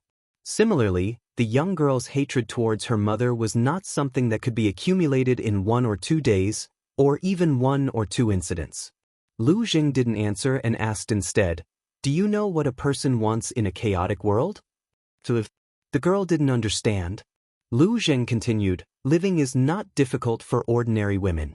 If they are willing to let go of their dignity, they don't mind being humiliated like dogs, and they don't mind living a muddle-headed life. Even if they fall into the hands of alien tribes, they can still survive. But living is easy, living with dignity is difficult. No matter how you look at it, your mother is a smart woman." Kong Shintong still stubbornly insisted on her own opinion. Lu Zheng also lost the mood to go back and stay up for the new year. He stopped and took another path. He knew that the girl was stuck in a dead end. Simple chicken soup for the soul wouldn't wake her up. The best way was to slap her in the face with facts. "Actually, your mother is your stepfather's concubine, not his legal wife." On the way to the destination, Lu Zheng first gave the rebellious girl a heads-up to ensure that the effect would be the best. "Your stepfather was born in the wilderness. He was originally a rebel of the Red Lotus group in Dongqing. He married a wife in the countryside of Dongqing. It's just that those rural women are like weeds. Their colors are not bright, and they are abandoned in their hometown early on. It was very common for a man to leave his wife behind in his hometown and look for a new lover on the outside. Jing just wanted to tell the girl that a woman's face was indeed a weapon, but she couldn't use it as her most powerful weapon. Men covet color, but prefer freshness. Did you know that your stepfather had ill intentions towards you? I understand. Kang Shintong said stubbornly, even if that old man took advantage of me, how bad can my ending be? To me, if I can borrow this face and become that man's concubine, I can live a better life. Who wouldn't I give myself to? Lu Zheng's footsteps halted. He turned around and looked down at her, a mocking smile on his face. Then I'll let you see an ending that's 10,000 times worse than being someone's slave. After saying this, Zheng grabbed Kang Shintong and walked a few steps forward. He had long legs and a long body, but Kang Shintong was small. She almost stumbled and fell. Her gaze fell on his hand that was pinching her wrist. Zheng didn't touch her hand directly, but through his wide sleeve. Zheng took her to the dark alley where the prostitutes gathered. He had never been to such a place before, but he had heard of it. He had seen it from afar when he was patrolling earlier, and the situation was terrible. Tonight was New Year's Eve. Logically speaking, every family should be celebrating the new year, but the dark alley was still lively. There were many low, dark doors in the alley, and women in dirty clothes leaned against the doors. Their ages ranged from 7 or 8 to 50 or 60. Most of these women were in a sorry state. Their cheeks were purplish-red from the cold wind, and some of their faces were covered with poor-quality makeup. Other than the stench of sweat and poor-quality makeup, there was also an indescribable smell in the air. When Kang Shintong passed by one of the women's short doors, the stench was even stronger. It was like a corpse that had been left in the hot summer for 7 or 8 days and hadn't been cleaned up. Even a thick layer of makeup couldn't hide the rancid smell. The woman's feet were covered with straw sandals, and her exposed ankles were covered with fine white pustules. Some of the pustules were already broken, and some were red from the woman's scratches. Kang Shintong's little face turned pale.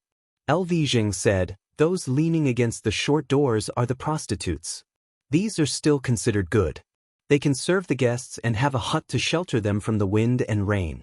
Some of them just roll up a tattered mat and serve the guests in places with few people. Some of them are from good families, but most of them wander from place to place because of the persecution of the southern barbarians. Some of them were once the cheap concubines of rich families. Because of their old looks, they were despised and abandoned. They were sold to the broker house, and the broker house sold them to the brothel. The brothel has been receiving guests for 2 years, and they have changed from ordinary courtesans who receive 1 customer a day to the prostitutes who serve the peddlers. The number of customers they receive in a day is unknown. Not to mention silver and copper, they can even give themselves to a night's rancid rice bran. Other than these women in the dark alley, there were naturally men who patronized them. Kang Shintong glanced at them and found that their eyes were all on her. She immediately felt so disgusted that her hair stood on end. She grabbed Zheng's sleeves and caught up with him in small steps. Only then could she have some sense of security. Zheng was wearing brocade clothes. One look and one could tell that he wasn't a lowly person.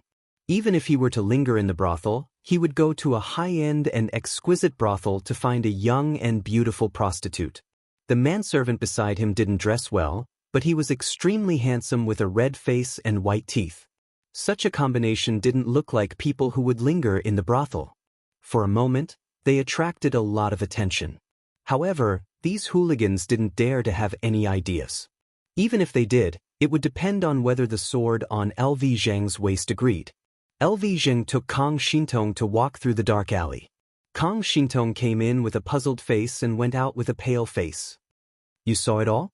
Zheng looked at Kang Shintong's head and said calmly, "Now, what else do you want to say?" Kang Shintong suddenly felt disgusted. She grabbed Zheng's sleeves and turned her head to vomit out acid. Her mind was full of what she saw and heard just now. The house in the dark alley was very shabby. The movements inside the door couldn't be blocked by a door or a window. Because of the light, she couldn't see what was happening inside, but just listening to the movements made her shudder. The woman's heart-wrenching cries of pain and begging for mercy, the man's violent and heavy breathing and obscene words. Some houses were even more terrifying. There was only one woman in the house, but there was more than one man.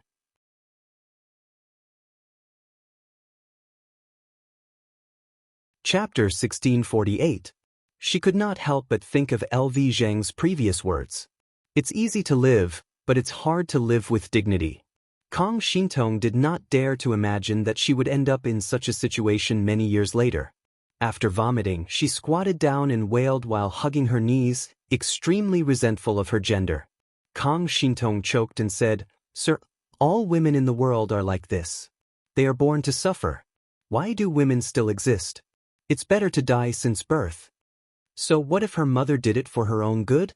Did her mother disregard her wishes and thoughts and force her to suffer so much for her own good? What she thought was good, could it be that it was really good? Why didn't she ask herself which was better, a dignified and painless death or a dignified but oppressive and violent life?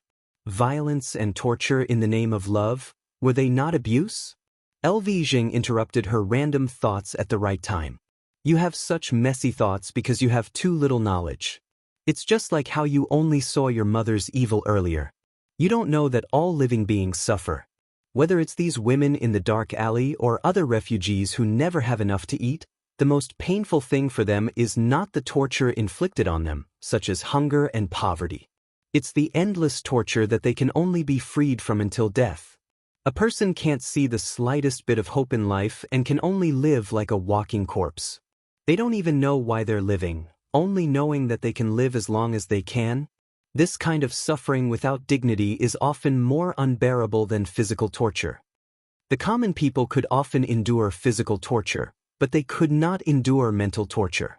The result of not being able to endure it was the idea of using death to escape like Kang Shintong. This was just going from a dead end to a dead end. What's the use of knowing more? Kang Shintong was, after all, a young girl who had just turned 12. Although her life was bumpy, she did not face the cruelest purgatory on earth. The world was still black and white. L.V. Zheng wanted to teach her what it meant to be gray. It's not that all women in the world are like this. It's just that the world is not stable. Anyone can fall into such a situation. L.V. Zheng said, using beauty to serve people is a shortcut, but not every shortcut can reach the same level. It was the same as using beauty to serve others, but there was also a difference in the target of serving others. If your target was your stepfather, the prostitutes in the dark alleys would most likely be the portrayal of the rest of your life. If your target was a noble with a high status and authority, or a hegemon who sat on the throne of the world, it would be a different situation. Isn't that because I'm inexperienced? Kang Shintong was speechless. After a while, she hung her head in embarrassment. I don't think I have that ability either. Kang Shintong knew that she had a good foundation and had inherited the best side of her biological parents. This could be seen from her stepfather's increasingly passionate and eccentric gaze these 2 years. Even though she was inexperienced, she knew what he was thinking. It was an undisguised, predatory look of a wild beast. Every time, her mother would panic and abuse her even more vigorously, which gave her an illusion. If that man was obedient to her, her mother would not dare to abuse her again.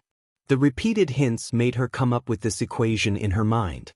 Using her own body in exchange for power in the hands of a man, and using this to suppress her mother who bullied her, she could live a better life. Just as L.V. Zheng said, she was inexperienced, and her vision limited her imagination. The best choice she could think of was this, and the only target was her stepfather. Under such circumstances, how could she think that her beauty could attract someone who was more powerful than her stepfather? L.V. Zheng sighed and shook his head. Do you know who Lu Shi is? Kang Shintong shook her head. Even though Jiang Pengji was a famous and powerful feudal lord, not many people at the bottom of the hierarchy knew her. Dongqing was still all right. Jiang Pengji was quite well known. Many people knew the name of this feudal lord, where he was from, and whether he was a man or a woman. The people in Nanxing were more ignorant. It was good enough for them to know that there were other countries besides Nanxing, let alone feudal lords from other countries. They could not even maintain their lives, so how would they have the time to understand these things? Even if they wanted to, they had no corresponding channels. Lu Shi is a woman. Kang Shintong blinked in confusion and guessed, "A stunning beauty?" LV Zheng recalled the face of his childhood friend and shook his head to deny it. She was quite liked by the young ladies in Langyi County, but he had never heard of any man liking her. She had a nasty mouth and could not wait to gnash her teeth. On the contrary, Zixiao, who was known as the flower of Langyi County, was much more popular with men than that authentic woman. She is not a stunning beauty. It is true that she looks decent, but very few people pay attention to her face. Actually, no matter how ugly or beautiful she is, whether she is healthy or disabled, it is meaningless to her and the people around her. Kang Shintong asked, "Why is that?" "Because there are not many people in the world who are qualified to look directly at her face. When people bow down to her, they first see her feet and not her face." Kang Shintong asked again, "Is she the Empress?" "Empress?" LV Zheng curled his lips mockingly. No matter how noble the Empress is, she still has to rely on her husband and her family. Once the country is destroyed, her husband no longer dotes on her, and her family abandons her. The Empress, who is second only to one and above tens of thousands of people, will also fall into a dark alley. How can she be compared to her? Kang Shintong could not understand who the Lu Shi that the teacher was talking about was. Lu Shi was a woman, but she had a more noble status than the Empress. Could she be the Empress? She asked timidly. The one who is more noble than the Empress is either the Empress or the deities in heaven, Elvijing said. She is not the Empress. After all, she did not announce to the world that she was going to ascend to the throne, but she is not far from being an Empress in name only. A dynasty could be established in the land of Dongqing. Jiangpingji, who occupied a territory larger than Dongqing, was naturally qualified to be the Empress. However, her ambition was obviously not something that Dongqing could accommodate. Nanxing was also the target that the tip of her sword pointed at. Kang Shintong's small mouth opened wide as she listened. Her small face was full of shock. The higher you go, the further you can see. Even if you can't reach her level, looking at her, you can remember one thing. A woman's appearance is neither a blessing nor a curse. It is just a part of her that is given by her parents and is born with. Even though she is a woman, she is not born to crawl on the ground. LV Zheng smiled and flicked her forehead. He said, "As long as you stand at a higher position than others, your appearance will only be the capital that they praise you. On the other hand, you will be the prey that they covet. Just like your mother, she is just a prey." Kang Shintong's lips turned pale as she listened. "Your mother is indeed at fault, but she sincerely hoped that you could live with dignity." It was rare for LV Zheng to have the patience to say so much. Even he himself was surprised. If Wei Ci was also a salted fish in the streaming room, he could only express his feelings by clicking 666.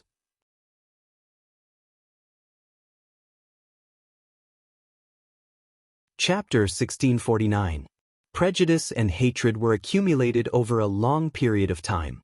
Even if LV Zheng talked until his mouth was dry, Kang Shintong would not immediately understand her mother's painstaking efforts. However, she was willing to think from her mother's point of view with a fair attitude. This was already a great improvement. She could think about her mother's matters in the future. At the moment, Kang Shintong was more concerned about the matters in front of her, such as, "Teacher, do you also want me to be your concubine?" Children were different from adults. When adults mentioned these matters, most of them would conceal it because they knew that these matters could not be publicized. It was even shameful to talk about it aloud. Children, on the other hand, did not have so many concerns and were more frank. LV Zheng patted her forehead with his palm and clicked his tongue. "Silly girl, you're not even as tall as a human. Do you really think that you're as beautiful as a fairy? In this world, not every man is as lustful as your stepfather. If you were 18 or 19 years old and asked this question, I would be willing to think about it. But now, you have the appearance of an 8 or 9-year-old. Even slightly normal men would look down on you." Kang Shintong blushed and blurted out, "This servant is already 12 years old." LV Zheng rubbed the top of her head. "The wind is strong. Let's go back." Kang Shintong could not help but bury her thin and flushed face into the cloak. The corners of her eyes were slightly red. LV Zheng's mansion was much larger than Kang Shintong's stepfather's, but it was also much simpler. Whether it was the main door or the main hall used to receive guests, there were no decorations. It was very simple. There were only a few carvings on the walls. It looked simple but exuded comfort and elegance. On the other hand, Kang Shintong's stepfather could not wait to display all the gold and silver he won from the war outside to let outsiders see how rich his spoils of war were. Thinking of this, Kang Shintong could not help but let her imagination run wild. Teacher LV said that her mother was also a spoil of war. Then, her stepfather always liked to dress her up beautifully and let her attend the small gatherings of those gossipy madams. Was it also a kind of show-off? Showing off his spoils of war was a noble madam from an aristocratic family. She had good looks and self-restraint. There was nothing bad about her from head to toe. On the other hand, those madams were always dwarfed by her mother. From tomorrow onwards, you shall live in the residence as my adopted daughter. Lu Zheng took the hand warmer from a servant. A burst of warmth drove away the coldness on his fingertips in a domineering manner. He said, "There is no third master in the mansion except for me and you. If there were any shortages, he could go straight to the housekeeper. Except for the old maids who do the cleaning, the servants in the mansion are basically men. You are a girl, so you should have a few maids to take care of your daily life. Tomorrow, I will ask the housekeeper to pick a few maids from the broker house. You can choose two to stay with you." Kang Shintong stood on the spot. Her hands covered in red and purple frostbites were so skinny that they looked like skin and bones. She clutched the sides of her clothes tightly. "Why is Mr. so nice to me?" She didn't suspect that LV Zheng had any bad intentions, but she didn't understand why LV Zheng was so good to her. It must be known that in this world, even if parents raised their children, their original intention was to continue the bloodline and continue the family line. People who were truly selfless were probably as rare as phoenix feathers and qilin horns. Lu Zheng said, "There's no special reason. To be honest, it's probably because I've been bored recently." Kang Shintong was stunned. What kind of reason was this? Even if she didn't understand LV Zheng's identity, even her stepfather, who had a bad temper and couldn't be persuaded after he was drunk, was respectful to LV Zheng. It could be seen that LV Zheng should be an important person. Shouldn't an important person be busy with a myriad of affairs and have no leisure time? Lu Zheng said again, "Why do you care so much? It's not a bad thing for you anyway. You have nothing for others to plot against you." Kang Shintong said in embarrassment, "I overestimated myself. I've made a fool of myself in front of Mr. LV Zheng asked the housekeeper to tidy up the guest courtyard for Kang Shintong to stay for the time being. Kang Shintong saw that he didn't leave and couldn't help but ask a few more questions out of curiosity. "Did Mr. say that you already have a family?" LV Zheng slowly blew on the freshly brewed tea to cool it down and poured a cup for her. Kang Shintong had led a hard life these years, but she was pampered and spoiled in the early years. The moment she sat down, her temperament couldn't be faked. It was obvious that she had received an excellent education.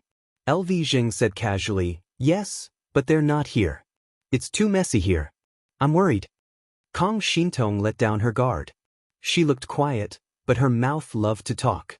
She chattered non-stop. LV Zheng couldn't help but think of someone. Kang Shintong knew her limits. She didn't probe too much into LV Zheng's situation. Instead, she changed the topic to Jiang Pingji. Her hands clutched the teacup tightly and she said softly, "Mister, can you tell me more about Lu Shi?" LV Zheng wasn't surprised. "She used to be my classmate." Kang Shintong's eyes were big to begin with. At that moment, her eyes widened even more because of her shock. "Classmate? But isn't she a girl? How could she be your classmate?" LV Zheng said, "She was disguised as a man by her father since she was young. She only came out in broad daylight many years ago." "Are the bystanders blind? They can't tell that she's a girl." Kang Shintong had just finished speaking when she saw LV Zheng's indescribable gaze. She suddenly realized that she had said something wrong. She hurriedly tried to salvage the situation. "Mister, I didn't mean that you. It's normal that they couldn't recognize her. After all, no girl would be like her. At that time, men were still very feminine. Jiang Pengji blended in very well with them. Little did they know that she was the dream girl of many young and ignorant gentry girls. LV Jing seemed to have thought of something. His expression twisted for a moment. Even though he hadn't spent much time with Jiang Pengji, she had successfully left a nightmarish shadow in LV Zheng's heart. Even though he was hurt, LV Jing didn't deny everything about Jiang Pengji. Lu Shi didn't have much of a reputation when he was young. I went to Hejian County to ask around. Most people only vaguely knew that there was such a Lang Jun. He lived in the inner residence for a long time. The teacher was a famous scholar in Dongqing, Wei Yuan. I couldn't find out more about him, LV Jing said. He showed his talent at the age of 12. He trained the troops, cleared the bandits, and became Yuan Jing's disciple. After 3 years, Dongqing was in chaos. The 3 tribes of the northern borderline were aggressive. Lu Shi's sister was betrothed to the 4th prince of Dongqing, Wu Majun. She represented her father, Lu Shi, to send her off. Not long after, she was put under house arrest in Shangjing. House arrest? Kang Xintong exclaimed. LV Zheng said, this involved the struggle between the 2 factions in the Dongqing court. The reason was more complicated. In order to stabilize his power, the Dongqing emperor ordered the gentry to send their descendants to Shangjing as hostages. If you're interested in it in the future, you can study it. Then how did she get out? LV Jing said, I don't know what method she used to get out. Before I saw her move, there was an earthquake in Shangjing. The earthquake in Shangjing caused the royal family to move the capital. They abandoned the deserted capital and moved to Qinzhou. They also abandoned the people on that land.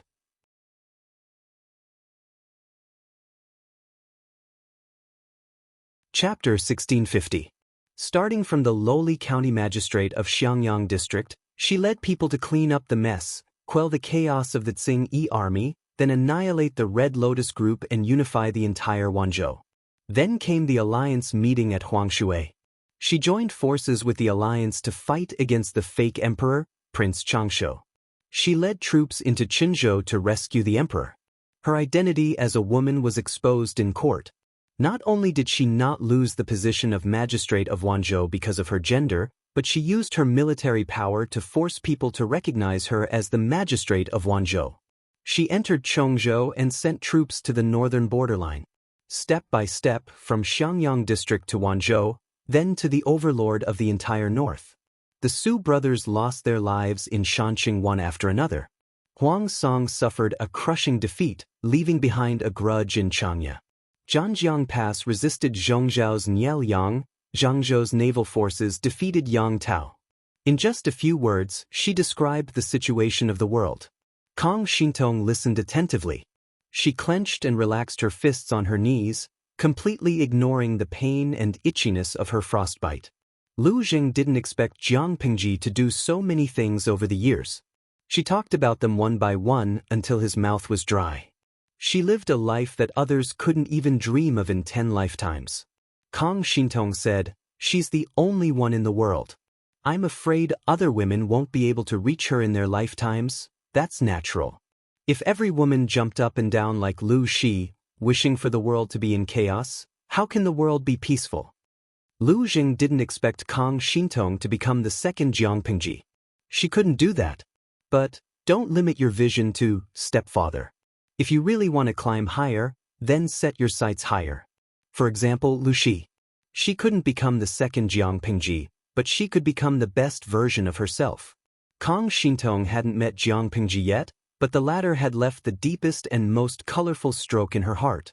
Her impression was deeper than anyone else's. If Wei Ci found out that Kang Xintong had been recommended by Lu Zheng and made the future Red Lotus Saintess Jiang Pengji's fan, this recommendation was too vicious. Perhaps Sun Chui would also doubt his life. Was Lu Zheng his advisor or a spy Jiang Pengji planted by his side? He didn't hear wrongly. The 2 malignant tumors that led the Red Lotus case that should have happened in the future had knelt. The world had just settled down, and His Majesty only had his eldest daughter, Jiang Yan. She had repeatedly wanted to make Jiang Yan the crown prince, but she was obstructed by various parties. On the surface, she was the imperial censor, but in reality, She was also interfered with by the scholars and the commoners. Everyone always said that His Majesty was still in the prime of his life and that he would live for 10,000 years in the future, so there was no hurry to appoint a crown prince. In fact, he was just stalling for time, hoping that Her Majesty would have another child, perhaps a boy. At that time, everyone would elect the prince as the heir apparent. Perhaps His Majesty would be persuaded. More than a year after the establishment of the Jiang dynasty, Her Majesty became pregnant again. The court seemed calm, but in fact, undercurrents were surging in the dark. All the forces had their own plans. Looking at it now, Wei Xia felt that Her Majesty was the one who was the most scheming, bullying her own subjects in various ways. When he was in the middle of a happy birthday, the remnants of the Red Lotus group rose from the ashes and even spread their teachings to the officials' back residences. Some people with ulterior motives had tried to use the Red Lotus group to harm Her Majesty and Jiang Yan. The Red Lotus group had also used them to open the door to infiltrate the palace and plan an assassination. The Red Lotus group was very good at picking the time. It happened to be the day when Her Majesty launched the happy birthday. Even though he later found out that this was all done on purpose by Her Majesty and that the whole situation was part of her plan to kill the disobedient people in the court, Wei Xia was still so scared that he broke out in a cold sweat. This religious assassination was also known as the Red Lotus case. The leader of the Red Lotus group was the grandson of Wu Liba, the sage of the northern borderline. Of course, this fish that had escaped the net was killed by Wei Xia in advance during the battle of the northern borderline. The other leader was the virgin of the Red Lotus group, a woman who used to go by the name of Kong Shintong. The remnants of the Red Lotus group were wiped out, and Kong Shintong was also caught. What shocked Wei Xia was that after this woman was caught, she almost escaped from prison. Someone helped her escape, and someone wanted her dead. After careful investigation, in a sense, Kong Shintong was a little awesome. Her Majesty, who was sitting calmly on the fishing platform, ate melon seeds and watched the show. At the same time, she threw a thick file of information about Kong Shintong. Kong Shintong was born into a noble family in Nanxing. When she was young, she and her mother were captured by the southern barbarians and suffered a lot. Because her mother covered for her, Kong Shintong struggled to grow up to the age of 13. At the age of 13, her mother died, and her identity was exposed. In order to seek a better life for herself, she had no choice but to use her beauty to seduce the leader of the southern barbarians. With the help of the leader's power, she killed the barbarians who had once taken her. After 2 years of peace, Enchui forced the southern barbarians into a desperate situation. Before he ordered a massacre, Kong Shintong disappeared. When she reappeared several years later, she became the virgin of the Red Lotus group, an underground cult. No one knew where Kong Shintong learned some treacherous sorcery and deceived the people. She began to infiltrate the inner residences of the officials and developed followers. Wu Liba's grandson ran the Red Lotus group and propagated its teachings. Kong Shintong used these followers to attract more people to become her subjects. Some people joined the Red Lotus group because of her beauty, while others joined because of the Red Lotus group's secret power. Like a rolling snowball, the Red Lotus group grew stronger in a short 2 or 3 years, forming a huge network of connections. Wei Xia still remembered Her Majesty's complaints. This child is so beautiful, but she ran off to engage in multi-level marketing. How stupid is she? How did Her Majesty find out about the Red Lotus group? Although the Red Lotus group had developed quite a lot, they were all operating in the dark. The court officials they had drawn in had also infiltrated from the periphery. They were very careful in their actions. Her Majesty was busy with court affairs. She had been expecting a happy birthday for the past few months. She did not have the energy to care about the Red Lotus group. Facts had proven that Her Majesty was a little monster with exuberant energy. Her plans to plot against the Red Lotus group and the restless aristocrats and commoners in the court began more than a year ago. Do you still remember your birthday last year? Wei Xia said, I remember. Her Majesty said, that day, when I went to the spring square to listen to Huan Yong sing, I saw Jing to go to the wine shop next door and get drunk. Although he looked confused, Wei Si still listened carefully, trying to analyze the relationship between Fu Wang getting drunk and the Red Lotus group. Jingtu quarreled with his wife. Logically speaking, I should not interfere in the family affairs of the officials. But since I saw it, I have to ask about it. It would not be good if serious business was delayed because of family affairs. Her Majesty looked for excuses for gossip with a serious face. After asking carefully, I found out that Jingtu's subordinate had secretly presented him with a beauty. At the same time, many unspeakable rumors reached Jingtu's wife's ears. That wife was very angry and said that she was seeking death. Although Jingtu returned the beauty, his wife was still sad. Fu Wang's wife was naturally Hui Jun in this life. Although their experiences were different, they had the same ups and downs. In the end, she became Fu Wang's wife, which caused people to talk about for a while. Because of this, Fu Wang's wife was quite low-key and almost never appeared in public. The beauty presented by his subordinate was Kong Shintong. Fu Wang refused the temptation, but his wife closed the door in his face. After getting drunk, Fu Wang complained to Her Majesty that he had been cheated by an immortal. That woman is beautiful, but my wife is not the slightest bit inferior. Am I, Fu Jingtu, the kind of person who forgets his wife when he sees love? When Her Majesty heard this, he took it seriously. Fu Wang's wife was the first lady in terms of appearance. If she was not the slightest inferior to her, the effect of bribing Fu Wang would be greatly reduced. Her Majesty went back to investigate and found out that the Red Lotus group was involved. You're tuning in to the Dreamy Chapters YouTube channel. We're so grateful for your support, and don't forget to subscribe to join us on this incredible journey through captivating stories. Your generosity through donations truly makes a world of difference, as it's the primary source of revenue that allows me to expand and enhance this channel for you. Thank you from the bottom of my heart for being a part of this adventure.